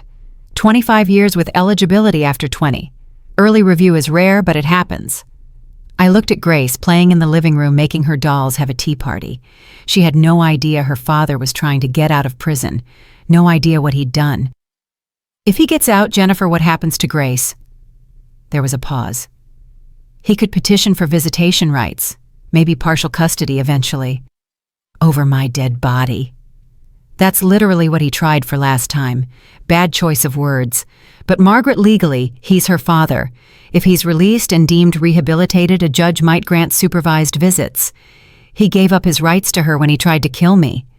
He didn't legally terminate his parental rights. He asked you to raise her, but that's not the same thing. If he gets out and wants to be in her life, you'll have to fight him in family court. I hung up and stared at my granddaughter. 4 years old, the same age Derek had been when he'd brought me those dandelions and called them sunshine flowers. Before Amanda, before greed consumed him, before he became someone capable of murder. Could people really change? Could 4 years erase what he'd done? The next 2 weeks were torture. I couldn't eat, couldn't sleep. Every time I looked at Grace, I saw Derek's face, saw him lighting that match, heard his voice on that recording. To our future. I decided to attend the hearing. Jennifer was right. They needed to hear from me. The morning of the hearing, Janet came over to watch Grace. My neighbor had been a godsend these past 4 years, helping with childcare, being a friend when I needed one. "You sure you want to do this?" Janet asked as I gathered my purse and the statement I'd written. "No, but I have to, for Grace." The prison was 2 hours away. I'd never visited, never wanted to see the place where my son was locked up. But now I was walking through metal detectors past guards into a hearing room that smelled like industrial cleaner and desperation. Derek was already there. I almost didn't recognize him. He'd gained weight, filled out. His hair was longer, touched with gray at the temples. He looked older than 36. Prison-aged people. When he saw me, his eyes filled with tears. He started to stand, but the guard made him sit. The parole board consisted of 5 people, 3 men, 2 women. They looked tired, like they'd heard 1,000 sob stories and believed none of them. The chairwoman, a stern black woman in her 50s, opened Derek's file. Derek Whitmore, serving 25 years for attempted murder, arson, insurance fraud, and conspiracy, eligible for early review based on exemplary behavior. She looked up at him. "This is your first hearing. Tell us why you believe you should be released." Derek cleared his throat. His voice was different, quieter, more measured. "I don't know if I should be released. I know I don't deserve it. What I did to my mother was unforgivable. I was greedy, weak, and cruel. I let someone manipulate me into becoming a monster. You're blaming your wife, one of the male board members interrupted. No, sir. I'm explaining context, not excusing my actions. Amanda was a predator, but I made my own choices. I chose to participate. I chose to light that fire. I chose money over my mother's life. That's on me. What's changed in 4 years? Another board member asked. Everything. I've had 4 years to think about what I did, to understand the person I became. I've worked with a therapist, taken responsibility, tried to make amends in whatever small ways I can from here. How do you make amends for attempted murder? You can't. That's what I've learned. Some things can't be fixed, but I can be better going forward. I can be someone my daughter would be proud of if she ever knows who I am. Grace. He was talking about Grace. The chairwoman looked at her notes. Your mother has custody of your daughter. Have you been in contact? I write letters. My mother sends pictures but doesn't respond. I don't blame her. I lost the right to my daughter when I tried to kill her grandmother. Do you want custody if released? Derek was quiet for a long moment. I want to know my daughter, but custody, no. She's safe with my mother. She's loved. She's in the home I tried to burn down, being raised by the woman I tried to murder. That's exactly what she deserves. Better than I ever could give her. The chairwoman turned to me. Mrs. Whitmore, you're here to make a statement. I stood on shaky legs, looked at my son across that room, saw the boy he'd been and the man he'd become and the monster he'd been 4 years ago. My name is Margaret Whitmore. Derek is my only child. I loved him from the moment he was born until the moment he poured gasoline around my house and tried to burn me alive. Derek flinched, but didn't look away. He didn't just try to kill me. He plotted it. He manipulated insurance policies. He lied to me, manipulated me, made me believe we were reconciling so he could get me out of my house. Then he tried to murder me for $2 million. That's not a mistake. That's not a moment of weakness. That's calculated, premeditated evil. Mrs. Whitmore, the chairwoman said gently, do you believe your son has been rehabilitated? I don't know. How can anyone know? 4 years ago, he looked me in the eye and lied. How do I know he's not lying now? Mom. Derek's voice broke. I'm not lying. I swear to God, I'm not lying. You swore to God you'd always take care of me. At your father's funeral. Remember you promised. Then you tried to kill me. I know, and I'll spend the rest of my life trying to make that right. You can't make it right. You can serve your full sentence. That's what you can do. The hearing lasted 2 more hours. Character witnesses for Derek, his prison therapist testifying to his progress, letters from other inmates he'd helped learn to read, evidence of his transformation. It all sounded good. Too good. Like a performance. At the end, the chairwoman dismissed us. We'll deliberate and issue a decision within 30 days. Mr. Whitmore, you'll be notified either way. I left without looking at Derek again, but I heard him call out as I reached the door. Mom, please. I'm so sorry. For everything. I kept walking. 3 weeks later, the decision came. Parole denied. Derek would serve at least 6 more years before his next hearing. I should have felt relieved. Instead, I felt empty. My son was going to spend another 6 years in prison because of what he'd done to me. How was a mother supposed to feel about that? Grace asked about her daddy sometimes. She'd seen pictures, the ones from before, the happy photos where Derek looked normal and human. Where's my daddy, Mimi? Your daddy made some bad choices. He's away for a while. When's he coming back? I don't know, baby. Maybe never. But you have me. You'll always have me. She seemed satisfied with that. 4-year-olds are resilient. They accept what they're told. But I knew the questions would get harder as she got older. Eventually, I'd have to tell her the truth. Your father tried to kill me. Your mother is a murderer. You were born from evil. How do you tell a child that 2 years passed? Grace started kindergarten. She was bright, social, loved by her teachers. She made friends easily, invited them over for play dates.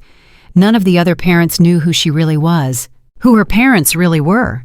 I'd changed her last name to Whitmore officially, kept Derek's name off her school records, protected her from the truth as long as I could. Then on a Tuesday afternoon, Derek called. Prison calls were monitored, recorded. I almost didn't accept it. "Mom, are you there?" "What do you want, Derek?" "I just needed to hear your voice, to know you're okay." "I'm fine. We're fine. You don't get to check on us." I know I don't have the right. But Mom, please, just tell me about Grace. Is she happy?"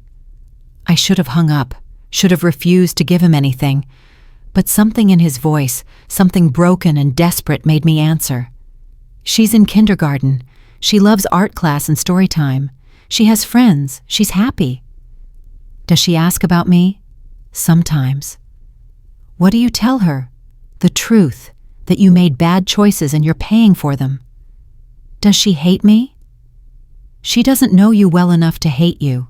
You're just an absence in her life, a hole where a father should be." He was crying. I could hear it through the phone. I'd give anything to undo what I did. Anything. "But you can't. That's the point. You can't undo it. You can't unforgive it. You tried to murder me, Derek, your own mother, and now your daughter is growing up without you because you chose money over family."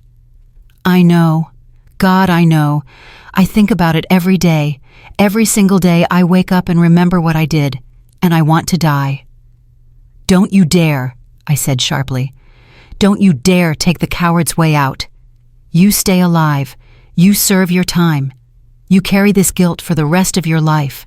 That's your punishment." "I will. I promise. I just wanted to hear your voice, to know you're still out there, still alive, still raising my daughter better than I ever could." He hung up before I could respond. I stood there with the phone in my hand, shaking. Grace ran in from this backyard, covered in dirt from digging in the garden. "Mimi, look, I found a worm." I pulled her into a hug, dirt and all. She was real. She was here. She was mine. Derek couldn't take that away from me. Not from prison. Not ever. That night, after Grace was asleep, I pulled out the box I kept hidden in my closet. The box with all of Derek's letters, dozens of them written over 6 years. I'd never read most of them. Couldn't bring myself to. I opened one at random. "Dear Mom, today, I taught a guy named Marcus to read. He's 47 years old and never learned. When he read his first full sentence, he cried. I cried too. Not because of his accomplishment, but because I realized this is all I'm good for now. Teaching inmates to read, small acts of redemption that will never erase what I did to you. I don't expect forgiveness. I don't deserve it.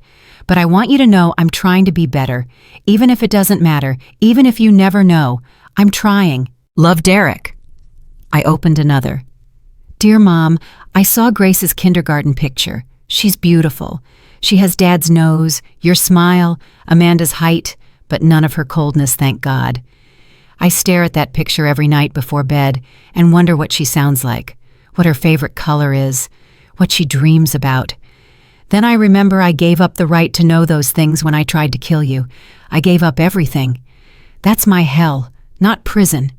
But knowing she exists, and I can't be her father, that's the punishment that fits the crime. Love, Derek." I read letter after letter, years of apologies, years of guilt, years of a man trying to become someone worthy of forgiveness he'd never receive. By the time I finished, it was 3 a.m. and I was crying. Not for Derek, for the son I'd lost, for the family we'd been before Amanda, for the grandfather Richard never got to be, for Grace growing up without knowing her father except as a cautionary tale. The next morning I did something I'd sworn I'd never do. I wrote back, "Derek, I got your letters, all of them. I've read them. I don't forgive you. I may never forgive you. But I want you to know Grace is thriving. She's kind, smart, funny. She loves butterflies and the color purple. She wants to be a veterinarian when she grows up. She's everything you could have been if you'd made better choices. I'm raising her to be good, to be honest, to value people over money. Everything you forgot. She asks about you sometimes. I tell her you're working on being better. I don't know if that's true or if it's another lie you're telling. But for her sake, I hope you're being honest. I hope you really are trying. Because one day, she'll be old enough to make her own choices about knowing you. And I want her to find a father worth knowing. Not the monster who tried to kill her grandmother, Prove me wrong, Derek. Spend the rest of your sentence becoming someone worthy of her. That's all I ask. Margaret. I mailed it before I could change my mind. 3 weeks later, Derek's response came. Mom, thank you. Those 2 words don't cover it, but thank you for writing back, for telling me about Grace, for giving me a goal. You're right, I need to become someone worthy of her. I don't know if I ever will be, but I'm going to try. I've enrolled in college courses here, working on a degree in education. When I get out, if I get out, I want to do something good. Help people. Maybe work with at-risk kids.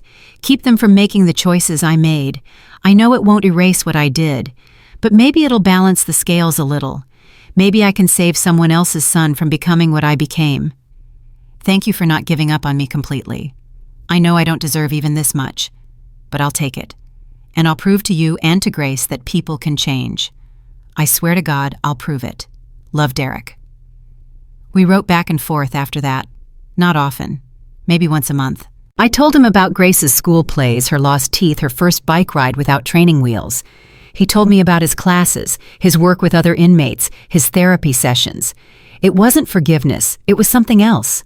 Communication, connection, the thinnest thread between a mother and a son who'd betrayed her. Grace turned 7, then 8. She was in 3rd grade when she came home with an assignment. Family tree project. Draw your family right about them. She sat at the kitchen table, staring at the blank poster board. Mimi, do I put my daddy on here? My heart stopped. Do you want to? I don't know. I never met him, but he's still my daddy, right? Biologically, yes. What does that mean? How do you explain to an 8-year-old that biology doesn't make someone a parent, that love and presence and sacrifice are what matter? It means he helped make you, but I'm raising you, so we're both your family in different ways. What did my daddy do that was so bad? The question I'd been dreading. She was old enough now to understand more, old enough to deserve truth. He made a very selfish choice. He hurt someone he should have protected, and now he's in prison paying for that choice. Who did he hurt? I looked at my granddaughter, this innocent child, and made a decision. He hurt me, Grace. Her eyes went wide.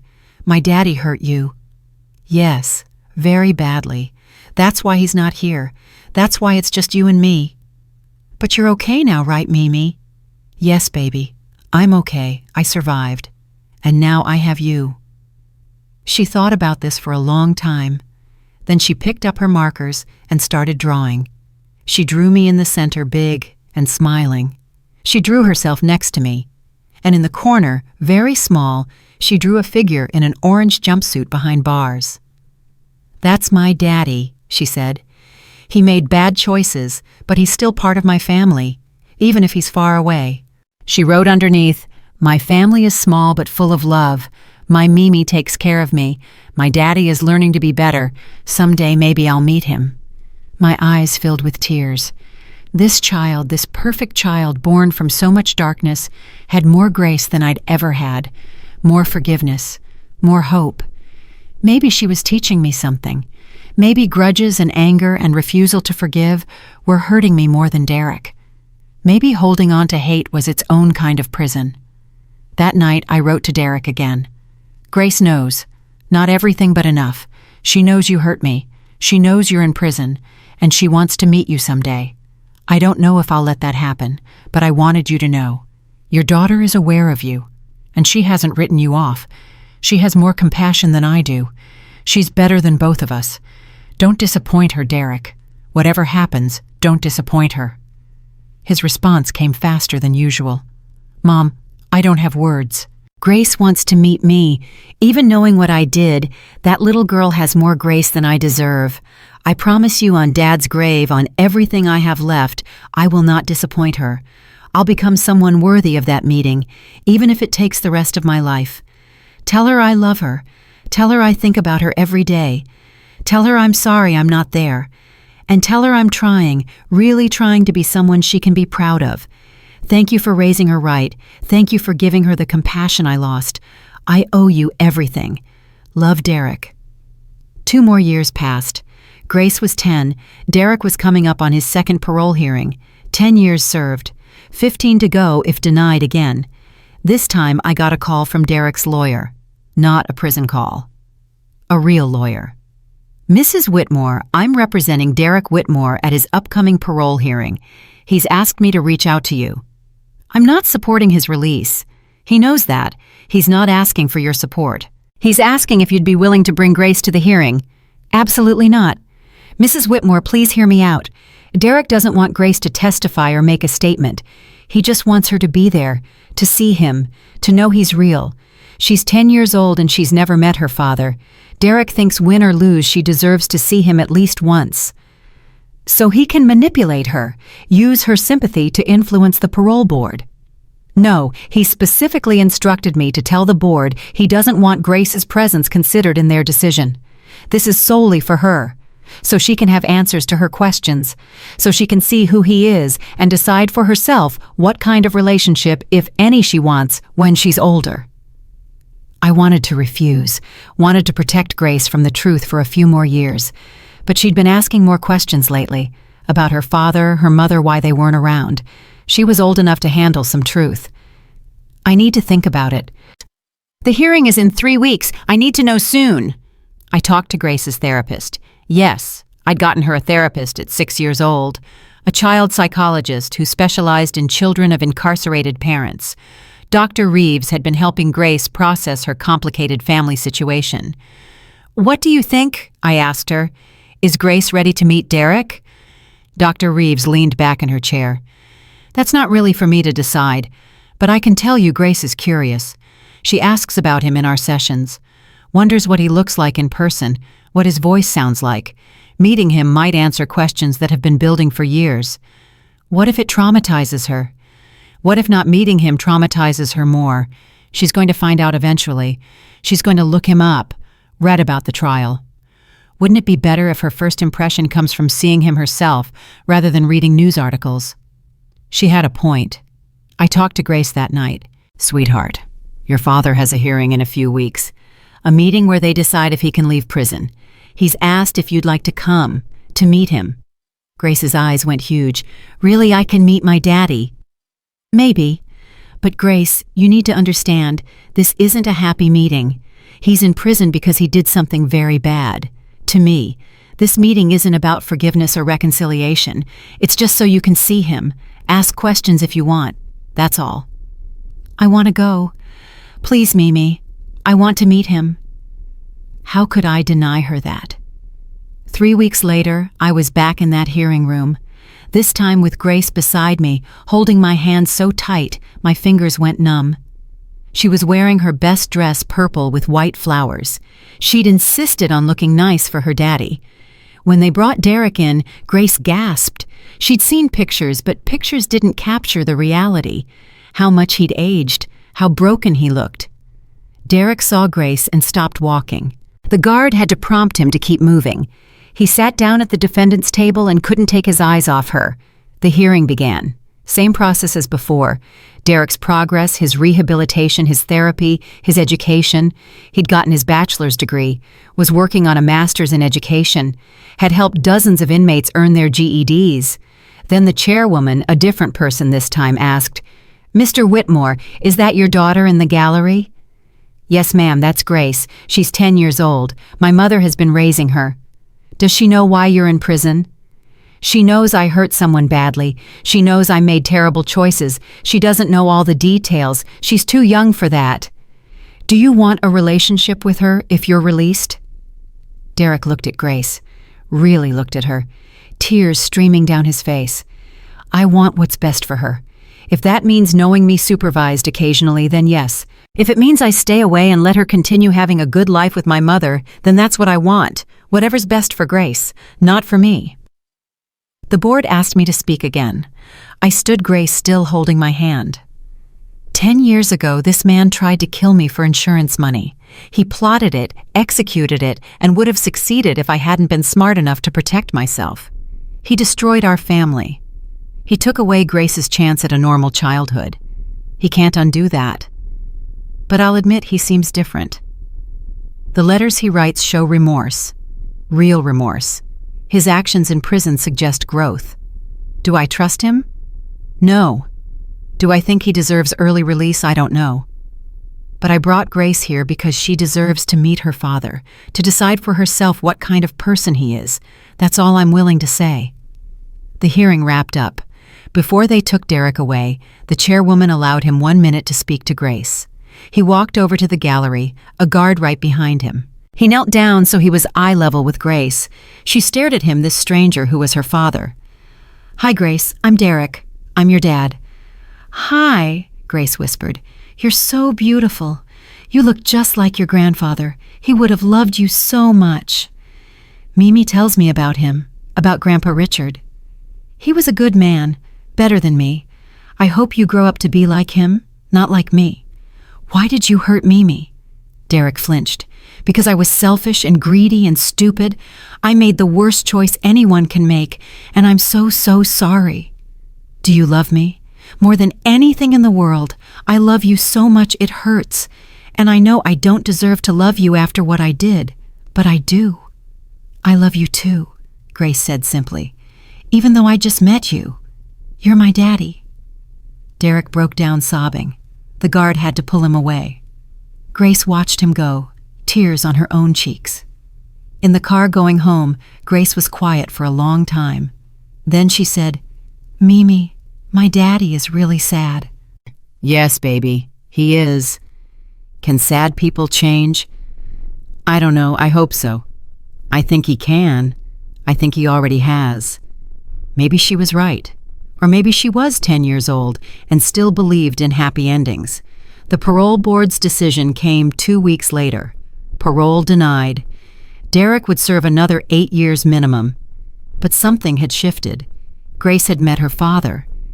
And instead of being afraid or angry, she'd offered him love. Unconditional, innocent, pure love. Maybe that was his real punishment. Knowing his daughter loved him despite everything. Having to live up to that love from behind bars. Having to become worthy of it. I didn't know if Derek would ever truly change. If prison could reform someone who'd tried to commit murder.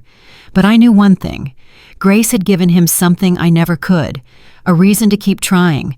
A face to remember when the guilt became too much. A future however small to work toward. And maybe that was enough. Not forgiveness. Not reconciliation. But the smallest possibility of redemption. For her sake, if not for his, I hoped he earned it. Grace started writing to Derek after that hearing, letters in her careful 10-year-old handwriting decorated with stickers and drawings. She told him about school, about her friends, about the stray cat she'd named Butterscotch that kept showing up in our yard. I read every letter before it went out. Not to censor them, but to prepare myself. Each one was a tiny bridge being built between my granddaughter and the man who'd tried to murder me. Derek's letters back were careful, gentle. He asked about her homework, her favorite books, what she wanted to be when she grew up. He never mentioned the past, never tried to explain himself beyond saying he'd made terrible mistakes.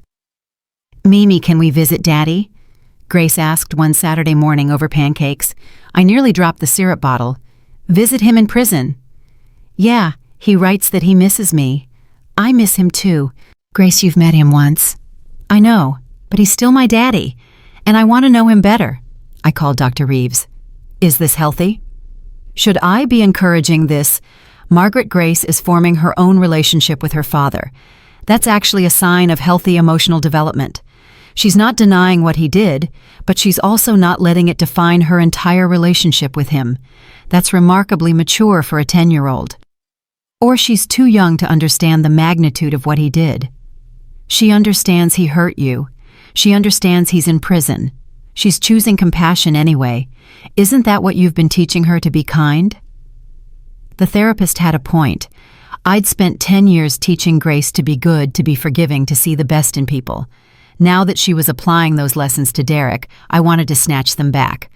We started visiting once a month, supervised, of course, in a room full of other inmates and their families, guards watching everything. The first visit, Grace ran right up to the plexiglass barrier. "Daddy!" Derek picked up the phone on his side, his hands shaking. "Hi, sweetheart." They talked for 30 minutes. Grace told him everything, no filter, just pure childhood enthusiasm. Her best friend Sarah had gotten a puppy. She'd learned to do a cartwheel. She was reading Harry Potter and loved it. Derek listened like she was telling him the secrets of the universe. When the guard called time, Grace pressed her hand against the glass. "I love you, Daddy." "I love you too, Grace, more than you'll ever know." On the drive home, Grace was quiet for a while. Then she said, "Mimi, why can't Daddy come home?" "Because he has to finish his punishment for what he did." "But he's been punished for 10 years. Isn't that enough?" The judge decided it wasn't. "That seems mean. Grace, your father tried to kill me. He poured gasoline around our house and lit it on fire. If the police hadn't been watching, I would have died. Do you understand that?" She was quiet. Then, "But you didn't die. You're here, and Daddy's really sorry." Some things are too big for sorry to fix. But Jesus said to forgive people. We learned that in Sunday school. I didn't have an answer for that. How do you tell a child that forgiveness is complicated, that some betrayals cut too deep to heal? The visits continued. Once a month, every month. Grace brought drawings, report cards, photos. Derek displayed them in his cell. Other inmates started calling him Art Gallery because every inch of his wall was covered with Grace's artwork. Then when Grace was 12, everything changed. Amanda's lawyer called me. I hadn't heard from anyone connected to Amanda in 8 years. She'd been in maximum security, no contact with the outside world, except court-appointed attorneys. "Mrs. Whitmore, I'm calling about Amanda Whitmore. She's dying." I felt nothing. "Okay." "She has stage 4 pancreatic cancer, maybe 3 months left. She's requested to see Grace before she dies." "Absolutely not. I understand your hesitation, but she's Grace's biological mother. Grace has the right to know." "Amanda gave up any rights to Grace when she tried to burn me alive. She's a murderer. She killed 2 men before she tried to kill me. I won't expose my granddaughter to that." Mrs. Whitmore Amanda isn't asking for forgiveness or reconciliation. She just wants to see her daughter once before she dies. 10 minutes. Supervised. In the prison medical ward. "No. But I told Grace anyway. She deserved to know. Your mother is dying. She wants to meet you." Grace looked up from her homework. "My mother, I have a mother. Biologically, yes. But Grace, she's not a good person. She's the reason your father is in prison. She manipulated him, used him. She killed other people before she met him. She's still my mom, though. In DNA only. I'm the one who's raised you. I'm your family." "I know, Mimi. But don't I deserve to see her? Just once Dad got to meet me. Shouldn't she?" I wanted to say no, wanted to protect Grace from the monster who'd tried to kill me. But Grace was right. She deserved answers. Deserved to look her biological mother in the eye and decide for herself. We went the following week. The prison medical ward was depressing as hell. Sick inmates, the smell of antiseptic barely covering the smell of death. Amanda was in a bed at the end. She'd always been beautiful, even in her orange jumpsuit during trial. Now she was skeletal bald from chemo, yellow-skinned from jaundice. When she saw us, she tried to sit up. Couldn't manage it. "Margaret, you actually came." "For Grace, not for you." Amanda's eyes moved to Grace. "My God, she's beautiful."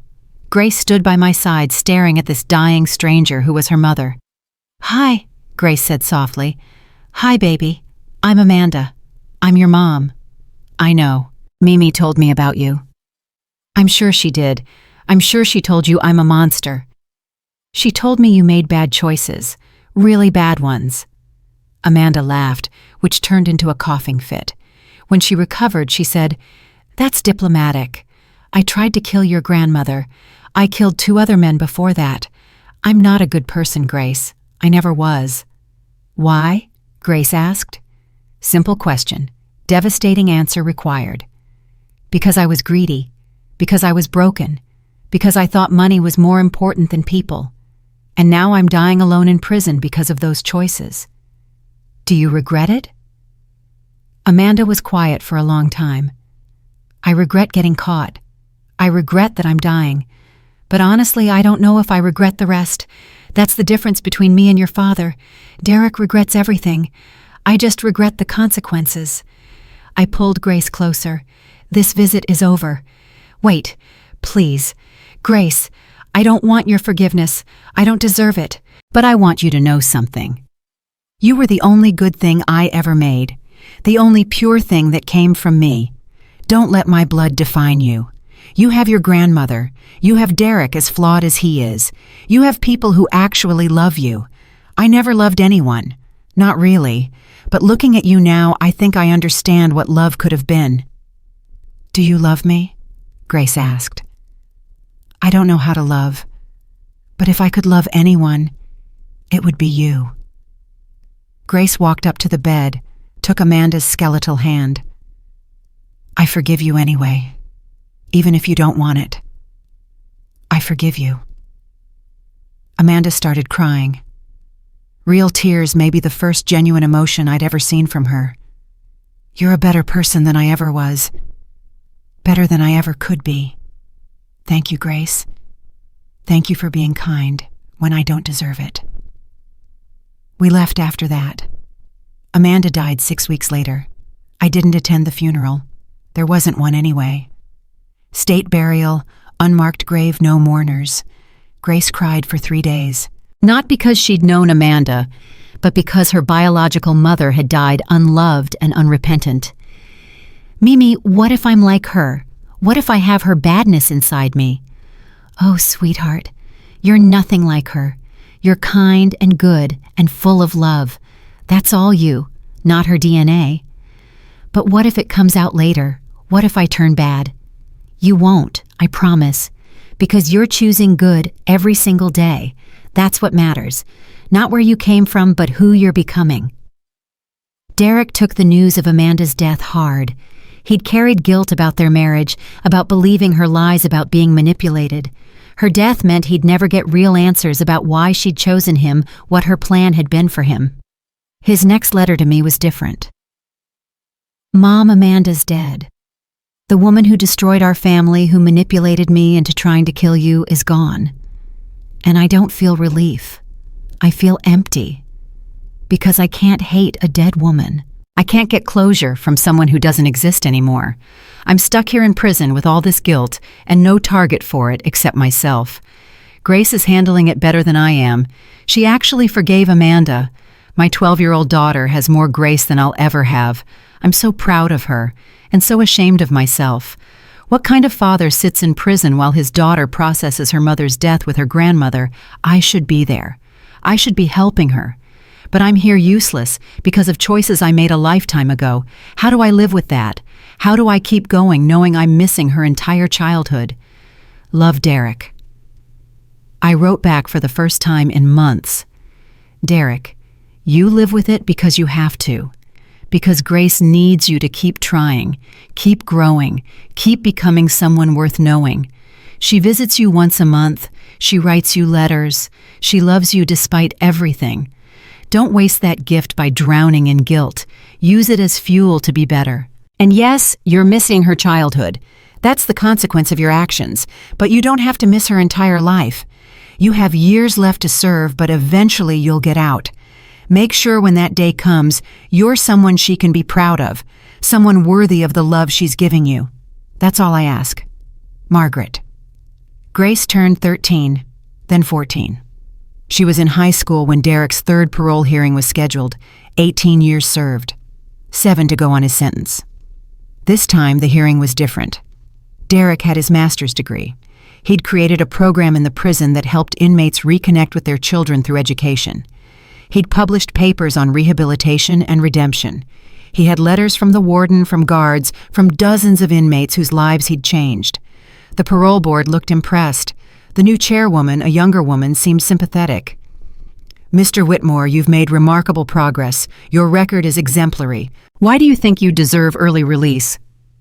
I don't know if I deserve it, but I think I've done everything possible to prove I've changed. I'm not the man who tried to kill his mother 18 years ago. I'm someone who's spent nearly 2 decades trying to atone for that. I'll never fully succeed, but I want the chance to keep trying outside these walls. What would you do if released? I'd find work in education, help at-risk youth, stay away from my mother unless she wants contact, and be a father to Grace if she'll let me, supervised, appropriate, healthy. That's all I want. The chairwoman looked at me. Mrs. Whitmore, I stood. Grace was beside me, 14 years old now, tall and beautiful, and so much stronger than I'd been at her age. 18 years ago, this man tried to murder me. That fact hasn't changed. What he did was unforgivable, but he's also the father of my granddaughter, and I've watched him through letters and visits try to become someone better. Do I trust him? No. Do I think he's truly changed? I don't know. But Grace deserves a father. A real one, not just phone calls and prison visits. If the board believes he's rehabilitated, if they believe he's safe, then I won't oppose his release. But I want conditions. Supervised visits with Grace for the first year. No contact with me unless I initiate it. Regular check-ins with a parole officer. And one strike, one slip, and he goes back immediately. The chairwoman nodded. Grace, would you like to say something? Grace stood up. I'm 14 years old. I've known my dad for 4 years. He's made mistakes, huge ones, but he's trying really hard to be better. He writes me every week. He asks about my life. He cares about me. I know what he did was terrible. Mimi tells me about it so I won't forget. But I also see who he is now, and I think people can change. I think my dad has changed. I want him to come home. The board deliberated for 2 hours. When they came back, the chairwoman's face was unreadable. Derek Whitmore, after careful consideration, this board has decided to grant your parole. You'll be released in 30 days subject to the conditions Mrs. Whitmore outlined, plus standard parole requirements. You'll wear an ankle monitor for 2 years. You'll maintain employment. You'll attend mandatory therapy. Any violation results in immediate reincarceration for the remainder of your sentence. Do you understand? Derek was crying. Yes, ma'am, thank you. Thank you so much. Grace was jumping up and down beside me. Mimi, Daddy's coming home. I felt numb. Derek was getting out. After 18 years, my son was coming back into the world, into Grace's life, potentially into mine. The 30 days passed in a blur. Derek was released on a Tuesday morning. His parole officer dropped him off at a halfway house in the city. He was required to live there for 6 months before finding his own place. Grace wanted to see him immediately. I made her wait 3 days. Let Derek adjust to being free. Let him remember what the world looked like outside prison walls. When we finally visited, Derek was waiting in the common area of the halfway house. He looked different in regular clothes. Older, grayer, but also lighter somehow. Free. Grace ran to him. He caught her in a hug, and they both cried. I'm out, baby girl. I'm finally out. I know, Daddy. I'm so happy. They talked for hours. I sat in the corner watching. This strange reunion between a father and daughter who barely knew each other but loved each other anyway. Derek glanced at me occasionally. Mom, thank you for bringing her. Thank you for everything. I nodded, but didn't respond. What was there to say? You're welcome for raising the daughter you abandoned when you tried to kill me. You're welcome for not completely poisoning her against you. Over the next few months, Derek and Grace built a relationship. Supervised visits every weekend. Trips to the park, to museums, to Grace's school events when I allowed it. Derek was careful, appropriate, never pushing boundaries. He got a job at a nonprofit that helped formerly incarcerated people find work. He attended therapy twice a week. He called his parole officer religiously with updates. He was doing everything right. It should have made me happy. Instead, it made me angry. Where was this responsibility 18 years ago? Where was this dedication to doing the right thing when he was pouring gasoline around my house? 6 months after his release, Derek asked to meet with me. Just us. No Grace. We met at a coffee shop. Neutral territory. He looked nervous, fidgeting with his cup. Mom, I wanted to talk to you. Really talk. Not through letters or with Grace as a buffer. What do you want, Derek? I want to apologize. Face to face. I want you to know I understand what I did. Not the sanitized version I tell myself to sleep at night, but the real truth. I tried to murder my own mother for money. I poured gasoline around your house. I lit it on fire. I would have let you burn alive. There's no excuse for that. No justification. It was evil. I know. I was there. I'm not asking for forgiveness. I don't deserve it. But I need you to know I'm sorry. Truly, completely sorry. And I need to know if there's any chance, any possibility that someday we could have some kind of relationship. Not mother and son necessarily, but something. For Grace's sake, if nothing else. I looked at this man who was my son, who'd been my baby, who'd tried to kill me, who'd spent 18 years in prison, who'd somehow become someone different. I don't know, Derek.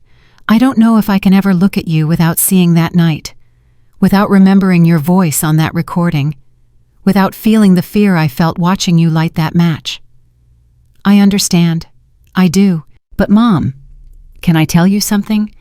When Grace forgave Amanda, when she held that dying woman's hand and offered forgiveness, I realized something. Grace has more strength than both of us combined. She came from darkness, from two people who were willing to commit murder, and she chose light anyway. That's because of you, because you raised her right. You did with her what you tried to do with me. The difference is she listened. Don't put this on me. You made your choices. I know.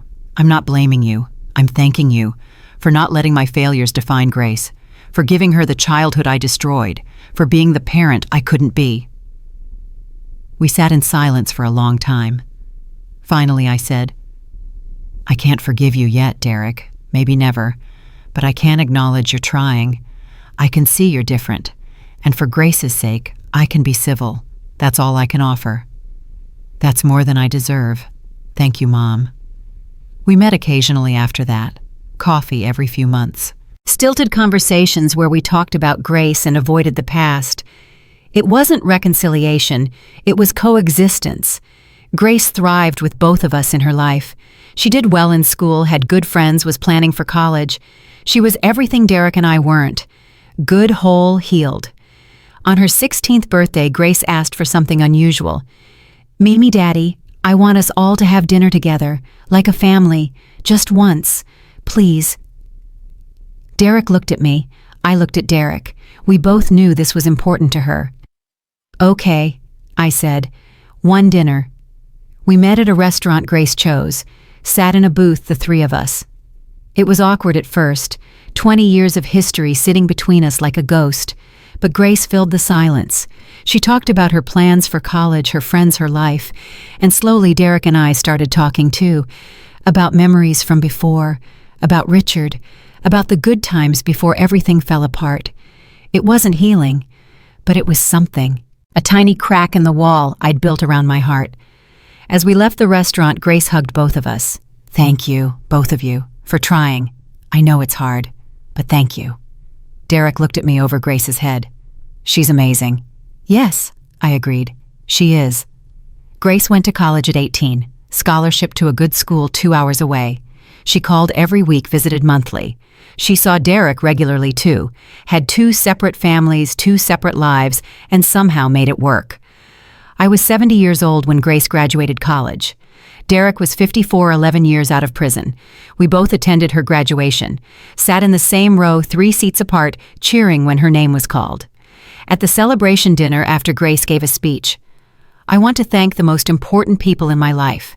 Mimi, who raised me when my parents couldn't, who gave me everything, who loved me unconditionally, who showed me what strength looks like.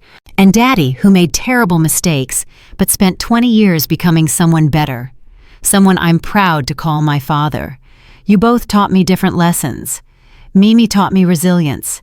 Daddy taught me redemption. Together you taught me that families are complicated, but love doesn't have to be. I was crying. Derek was crying. Other people at nearby tables were crying. After dinner, as we walked to our cars, Derek stopped me. Mom, can I ask you something? What? Do you think Dad would be proud of me after everything? I thought about Richard, about the man he'd been, about what he would think of our son who'd tried to commit murder and then spent 2 decades trying to make it right. I think Dad would be proud of who you became. Not who you were, but who you fought to become. That's what matters.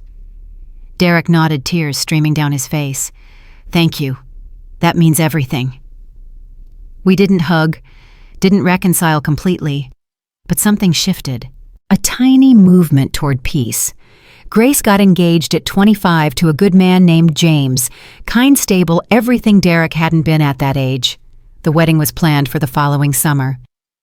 Mimi, I want both you and Daddy to walk me down the aisle. Is that okay? Grace, that's your choice. It's your wedding. But will it hurt you, having him there like that as my father? He is your father. I can't change that. And Grace, honey, you've spent your entire life bridging the gap between us. I think we owe it to you to walk together, just this once. The wedding day was beautiful. Grace in white, radiant and happy. Derek on one side of her, me on the other. We walked her down the aisle together, this girl we'd both loved in different ways, for different reasons. When the minister asked who gives this woman, Derek and I answered together, we do. At the reception during the father-daughter dance, Derek held Grace and cried. I watched from my table this man who'd tried to kill me, dancing with the granddaughter who'd saved us both. After the dance, Derek came to my table. Mom, can I have this dance? Every instinct screamed, no. But Grace was watching hopeful. And I was 75 years old. How much longer would I carry this grudge one dance? We moved to the dance floor. Derek held me carefully like I might break. I never thought I'd get this, he said quietly. A second chance. Grace, you being willing to be in the same room as me. It's more than I deserve. Yes, it is. Mom, I need you to know something. Every single day I think about what I did. Every day I wake up and remember I tried to kill you. That's my penance. Not prison, not parole, but living with what I did and knowing I can never undo it. Good. You should remember. You should carry that forever. I will, but Mom, can I also tell you something? I'm grateful. I'm grateful I failed. I'm grateful the FBI was there. I'm grateful you survived, because if you hadn't, I'd be a murderer. I'd have killed my own mother. I'd have destroyed Grace's life. You surviving didn't just save you. It saved me too. I looked up at him. This man who was my son, who'd tried to kill me, who'd become someone different, someone better, maybe. Derek, I'm never going to fully forgive you. I can't. What you did was too big, but I can acknowledge you've changed. I can see you're trying, and for Grace's sake, for her happiness, I can let go of some of the anger. Not all of it, but some. That's enough. More than enough. Thank you, Mom. The dance ended. We went back to our separate tables. But something had shifted. Not forgiveness, not reconciliation, but the smallest movement toward peace. Grace and James moved across the country for his job. She called every week, visited twice a year. She had children, my great-grandchildren, who called me Gigi and loved me without knowing the complicated history that brought us all together. Derek became a grandfather at 59. He cried when he held Grace's first baby. I don't deserve this. I don't deserve to hold this perfect child after what I did. No, I agreed. You don't. But Grace wants you in her children's lives, so you better be the grandfather you never got to be a father. He was. He visited when Grace allowed, sent gifts, was present in whatever way she needed. I turned 80. Derek was 63. We'd been doing this complicated dance for over 30 years now. Grace was 31 with 2 kids, and I was tired. Tired of carrying anger, tired of holding grudges. Just tired. I called Derek. Can you come over? I need to talk to you. He arrived within an hour, worried. Mom, are you okay? Are you sick? I'm 80 years old. Everything hurts, but that's not why I called. Derek, sit down. He sat nervous. I've been thinking about everything, about what you did, about the decades since, about Grace and her children, about how much time I have left. Mom, let me finish. You tried to kill me 32 years ago. You served 18 years in prison. You've spent 14 years proving you've changed, and I've spent 32 years being angry. I'm tired, Derek. I'm too tired to be angry anymore. What are you saying? I'm saying I forgive you. Not because you deserve it. Not because what you did was okay, but because I'm 80 years old, and I don't want to die carrying this hate. So I forgive you. For me. So I can have peace. Derek broke down, sobbing. Full body sobs, the kind that shake your entire frame. Mom, I don't know what to say. Thank you. Thank you so much. Don't thank me. Just keep being the man you've become. Keep being a good grandfather. Keep proving every day that people can change. That's how you thank me." He nodded, unable to speak. We sat together in the house he'd tried to burn down, the house I'd rebuilt, the house where Grace had grown up, the house that had seen so much pain and somehow still stood. "Derek," I said quietly, "I'm proud of you for fighting to become someone better. It doesn't erase what you did, but it matters. You matter, and I'm proud." Those were the words he'd been waiting 32 years to hear, the words I'd been unable to say until now. We sat together, mother and son, in the wreckage and rebuilding of our broken family, and for the first time in decades, I felt something I hadn't felt since that night he'd lit the match. I felt hope, not for what we'd been, but for what we'd somehow managed to become. Survivors, both of us, in different ways. And maybe, just maybe, that was enough. 2 months after I forgave Derek, I collapsed in my kitchen. One moment I was making tea, the next I was on the floor staring at the ceiling, unable to move my left side. Stroke. Massive one, the doctors said. I was lucky to be alive. Grace flew in immediately, her kids with their father. Derek showed up at the hospital before she did. He'd listed himself as my emergency contact years ago without telling me. "Mom, can you hear me? Squeeze my hand if you can hear me." I squeezed. Barely. Everything felt heavy, disconnected. "The doctors say you're going to need help. Physical therapy, occupational therapy, someone to stay with you. I'm taking a leave from work. I'm moving in to take care of you." I tried to protest. Couldn't form the words. My mouth wouldn't cooperate. Grace arrived and immediately started arguing with Derek. "Daddy, you can't just move in. She probably doesn't want that. She needs help. I'm her son. I'm doing this. You tried to kill her 32 years ago, and she forgave me 2 months ago. Grace, I'm not asking permission. I'm telling you, I'm taking care of my mother." The doctors said I'd need months of recovery. Maybe I'd regain most of my speech and mobility. Maybe I wouldn't. 80-year-old bodies didn't bounce back easily. They released me after 2 weeks. Derek had already moved his things into the guest room, my guest room, in the house he'd tried to burn down. "Mom, I'm going to help you upstairs, nice and slow." He was patient, gentle. When I got frustrated trying to form words, he waited. When I couldn't manage the stairs, he hired contractors to install a chairlift. When I couldn't feed myself, he did it without making me feel helpless. Grace visited every weekend, watching Derek care for me with suspicious eyes. "Mimi, blink twice if you want him to leave." I blinked once. Derek was staying. Physical therapy 3 times a week.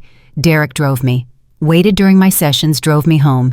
He learned to make the foods I could swallow, adjusted the house for my wheelchair, bathed me when I couldn't manage alone. It was humiliating, being cared for by the man who'd tried to murder me. But it was also something else. Redemption, maybe. Or penance. Derek doing the work of a good son, decades too late. "Mom, I need to change your sheets. I'm going to help you into the wheelchair, okay?" I nodded. Let him lift me. Hated how weak I'd become, how dependent.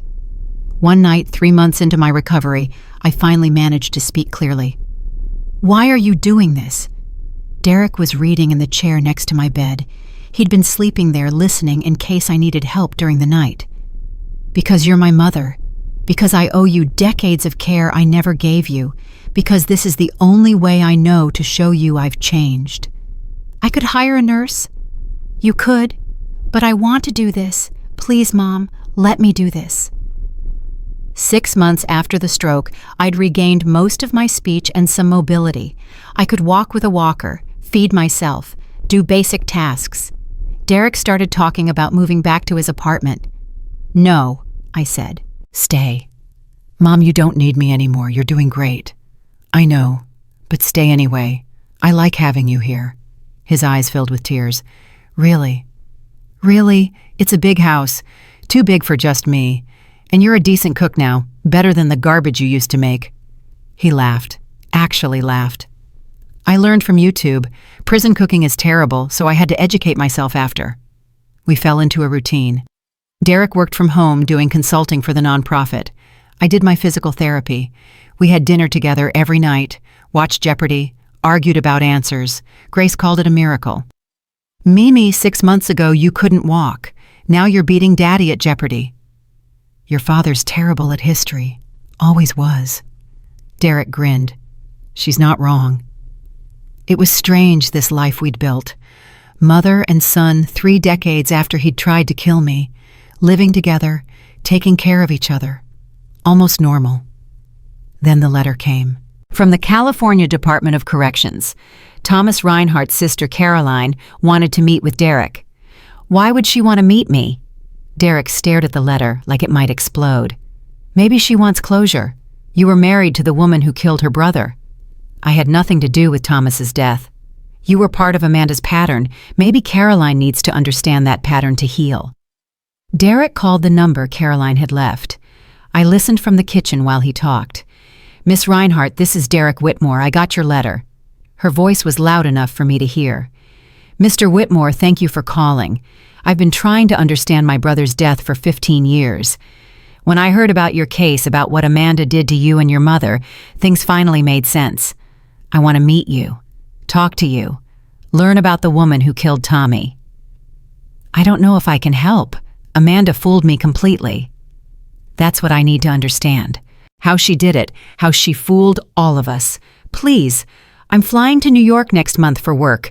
Could we meet for coffee? Derek looked at me. I nodded. Okay, yes, we can meet. Caroline Reinhardt was in her 50s, professional, put together, but her eyes held the same pain mine had carried for years, the pain of betrayal and loss. I went with Derek to meet her. I don't know why.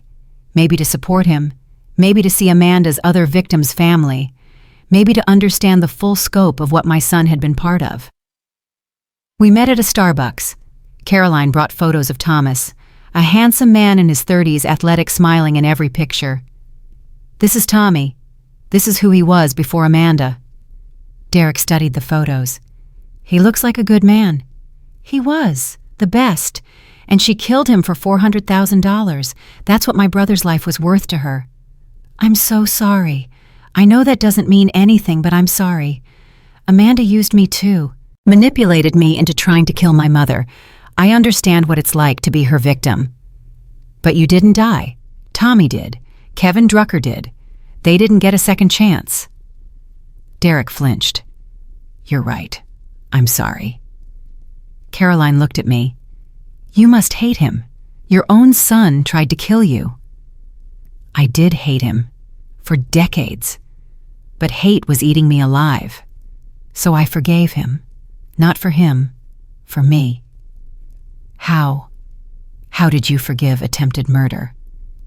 By watching him spend 32 years becoming someone different, someone better. It doesn't erase what he did, but it's something. Caroline was crying. I can't forgive Amanda.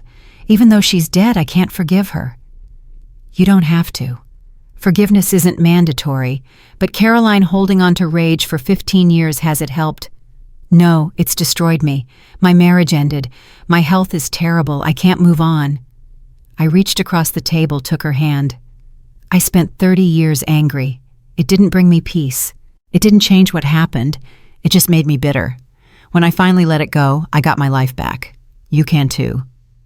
I don't know how. Start small. Acknowledge Tommy's dead and Amanda's dead, and being angry won't change either fact. Then work from there. We talked for 2 hours. Caroline shared stories about Thomas. Derek shared stories about falling into Amanda's trap. I shared stories about survival and forgiveness and rebuilding. When we left, Caroline hugged both of us. Thank you. I don't feel better exactly, but I feel less alone. Like someone understands. We do, Derek said. We really do. 6 months later, Caroline called. She'd started therapy, was working on forgiveness, had reconnected with her ex-husband, was rebuilding her life. Margaret, Derek, thank you. Meeting you both showed me that victims don't have to stay victims. We can heal. We can move forward. I'm glad, I told her. You deserve peace, Caroline. Tommy would want that for you. But Grace had her 3rd baby when I was 82. A boy this time after 2 girls. She named him Richard after her grandfather. Mimi, Daddy, I want you both in the delivery room. Is that okay? Derek looked terrified. Grace, I don't think I should be there. That's too intimate. You're my father. I want you there. So we were both there when Richard was born, watching Grace become a mother for the third time, Derek crying like a baby when he held his grandson for the first time. I don't deserve this, he whispered. I don't deserve to hold this perfect child. Stop saying that, Grace said firmly. Daddy, you've spent 33 years proving you deserve redemption. You've earned this. Now hold your grandson and stop crying. He laughed through his tears. Yes, ma'am. I watched them together. My son, my granddaughter, my great-grandson. 3 generations of a family that should have been destroyed by fire and hate, but somehow survived. Derek turned 65 that year. We had a party at the house. Grace and her family, Janet from next door, Derek's friends from work, his sponsor from therapy. People who loved him, respected him, had no idea what he'd been 33 years ago. During the party, Derek pulled me aside. Mom, I need to tell you something. What's wrong? Nothing's wrong. I just realized something today. I've been out of prison for 16 years. I've been taking care of you for 2 years, and this is the first birthday I've had where I actually feel like I deserve to celebrate, like I've finally become someone worth being. You are, Derek. You're a good man now, finally. It took me long enough. Better late than never. He hugged me. I love you, Mom. Thank you for not giving up on me. Thank you for letting me prove I could change. I love you too, despite everything. I love you. I was 83 when I fell again. Smaller stroke this time, but at my age, any stroke was dangerous. Back to the hospital, more tests. The doctors looked grave. Mrs. Whitmore, your heart is weak. Another major event could be fatal. You need to think about your wishes. Do you want aggressive treatment? Resuscitation, life support? No, when it's time, let me go peacefully. Mom, don't talk like that. Derek was crying again. He cried easily now, this man who'd once been cold enough to try murder. Derek, I'm 83. I've had a good life, a long life. When the time comes, I want to go with dignity. But what about Grace? What about the babies? Grace is 33 years old. She doesn't need me anymore. The babies have their parents. And you, Derek, you'll be fine. You don't need me either. I do need you. I still need you. You need to forgive yourself. That's what you need. I've forgiven you. Grace has forgiven you. Now you need to do the work of forgiving yourself. They released me after a week. I was weaker this time, needed more help. Derek hired a part-time nurse, but he still did most of the care himself. Grace visited every weekend, bringing the kids. Little Richard, now 2 years old, would climb into my lap and ask me to read to him, just like Derek had done 40 years ago with his own mother. Mimi, you're the best, Richard said, his little voice serious. You're pretty great yourself, kiddo. Derek watched us, tears in his eyes as always. Mom, seeing you with him, it reminds me of us. Before I ruined everything. We had good years. Remember those, Derek? Remember the good stuff. I'm trying, but the bad stuff is so big it blocks out everything else sometimes. Then try harder. You don't get to waste the years we have left drowning in guilt. I'm 83. I won't be here much longer. Spend this time being my son, not my attempted murderer. Can you do that? I'll try. And he did. We spent that year making new memories. Derek took me to see Grace and the kids every month, long drives where we talked about everything and nothing. We watched every movie I'd wanted to see. We went through old photo albums, Derek asking about his childhood, reconnecting with the boy he'd been. I was happy, wasn't I? Before Dad died. You were the happiest kid I knew, always smiling, always laughing. What happened to me, Mom? How did I become someone who could do what I did? Grief, loss, Amanda, bad choices, a perfect storm of circumstances that turned you into someone you weren't supposed to be. Do you think Dad would forgive me? I thought about Richard, about the man he'd been, kind, gentle, forgiving. Yes, your father had the biggest heart of anyone I knew. He'd forgive you. He'd be proud of who you've become. I miss him. After all these years, I still miss him. Me too, baby. Me too. I turned 84. Smaller party this time. Just family. Grace and her husband and the 3 kids. Derek, Janet, my lawyer Jennifer, who'd become a friend over the decades. We had cake. I blew out candles, needed help because my lungs were weak, made a wish I didn't share. That night after everyone left, Derek helped me into bed. Mom, thank you for another year. Thank you for still being here. I'm not going anywhere yet. Too stubborn. He laughed. You've always been stubborn. It's what kept you alive when I tried to kill you. It's the Whitmore stubbornness. You have it too. That's how you survived prison and became a better man. Stubborn refusal to give up. I get it from you. Damn right you do. 3 months after my birthday, I woke up and couldn't breathe properly. Derek called 911. The ambulance came. Hospital again. More tests. The doctors pulled Derek aside. I heard them anyway. Her heart is failing. Days, maybe a week. We can make her comfortable, but there's nothing else we can do. Derek came back to my room trying to hide his tears and failing. Mom, they say. I heard, it's okay, Derek. I'm ready. I'm not ready. I'm not ready to lose you. You lost me 34 years ago when you lit that match. Everything since then has been bonus time. Be grateful for it. I am. God, I am. Grace came with the kids. They climbed onto my hospital bed, carefully surrounding me with their small, warm bodies. Gigi, are you sick? Richard asked. Very sick, honey. But don't be sad. I've had a wonderful life, and I got to know all of you. That's the best gift I could ask for. Grace was sobbing. Mimi, I don't know how to do this without you.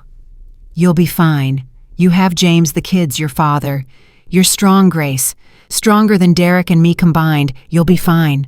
But you're my person. You raised me. You're my mom in every way that matters. And I'll always be with you. Every time you're kind to someone, that's me. Every time you forgive someone who doesn't deserve it, that's me. Every time you choose love over hate, that's me. I'm not going anywhere, baby girl. That night after Grace took the kids home, Derek sat beside my bed holding my hand. Mom, I need to say something before it's too late. What? I need you to know that you saved my life. Not just the night of the fire when the FBI arrested me, but every day since. Every letter you wrote, every visit you allowed, every moment of forgiveness you gave me even when I didn't deserve it. You saved my life over and over again, and I'll never be able to repay that. You don't need to repay it. You just need to keep being the man you've become. Keep being a good father to Grace, a good grandfather to those babies. Keep helping people like Caroline find peace. That's how you repay me. I will, I promise. Derek, I need to tell you something too. I'm proud of you. I know I said it before, but I need you to hear it again. Despite everything, despite the worst thing you ever did, I'm proud of the man you fought to become. You could have stayed bitter and angry. You could have blamed everyone else. But you took responsibility. You changed. That's rare. That's special. I'm proud.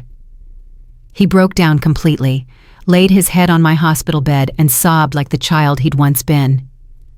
I love you, Mom. I love you so much. I'm so sorry for everything. So sorry. I know, and I forgive you. Completely. Totally. Every bit of it. You're forgiven. Thank you. God, thank you. We sat together through the night, Derek holding my hand, both of us knowing this was goodbye, but neither wanting to say it. The next morning, the hospice nurse came. Mrs. Whitmore, are you in pain? No, just tired. So tired. They gave me morphine. Everything got soft and distant. Derek was still there, still holding my hand. Derek, I whispered, be happy. Promise me you'll be happy. I promise, Mom. I promise. Grace arrived with the kids. They surrounded my bed again. All of them. My family. The family that shouldn't have survived, but did. I love you all, I managed to say. Every single one of you. Be good to each other. We will, Mimi. Grace was crying. We promise. I looked at Derek one more time, saw the boy he'd been, the monster he'd become, the man he'd fought to be. All of it, all of him. My son. Derek, you were worth saving. Remember that. You were worth it. Thank you, Mom, for everything, for my whole life. Thank you. I closed my eyes, heard them talking around me, crying, holding me. But I was somewhere else, somewhere peaceful, somewhere Richard was waiting. Maggie, you stubborn woman.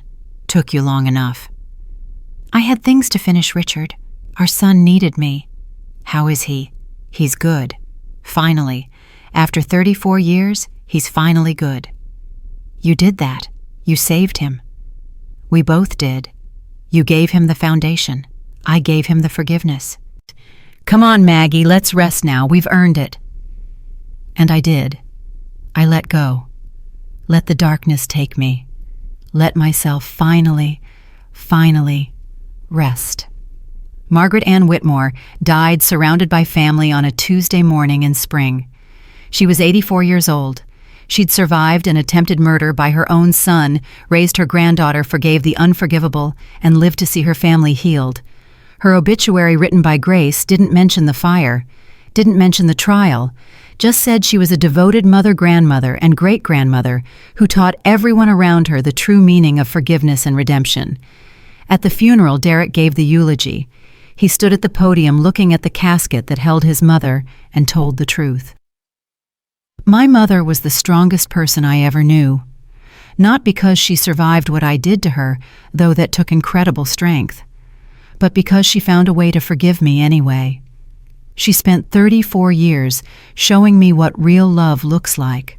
Unconditional, fierce, unbreakable. I didn't deserve her forgiveness. I didn't deserve her love. But she gave it anyway. That was who Margaret Whitmore was.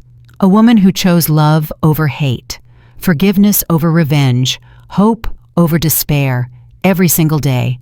I'll spend the rest of my life trying to be worthy of the grace she gave me, and I'll fail because nobody could be that good.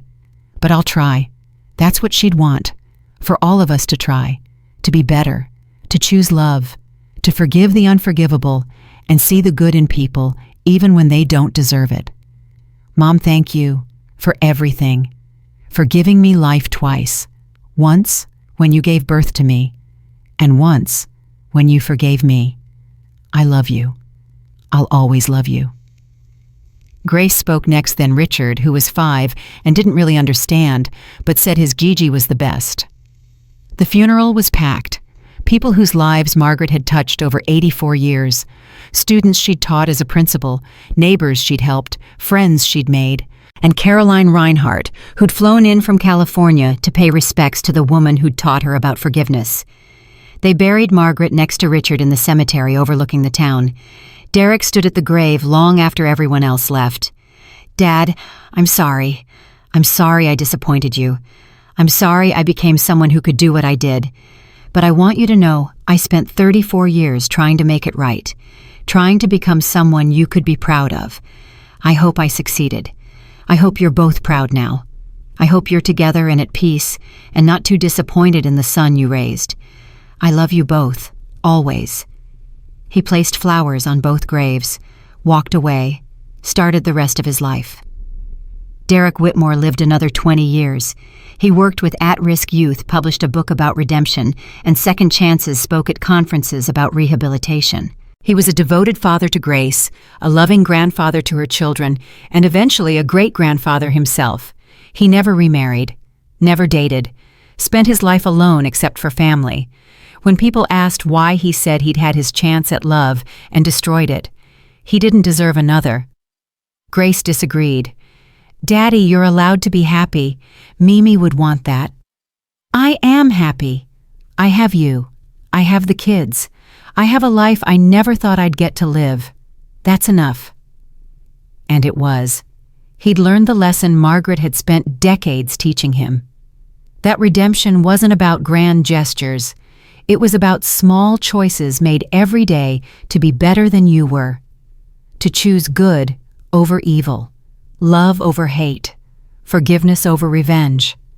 When Derek died at 78, peaceful in his sleep, they buried him next to Margaret and Richard. 3 generations of Whitmores, together again, at peace.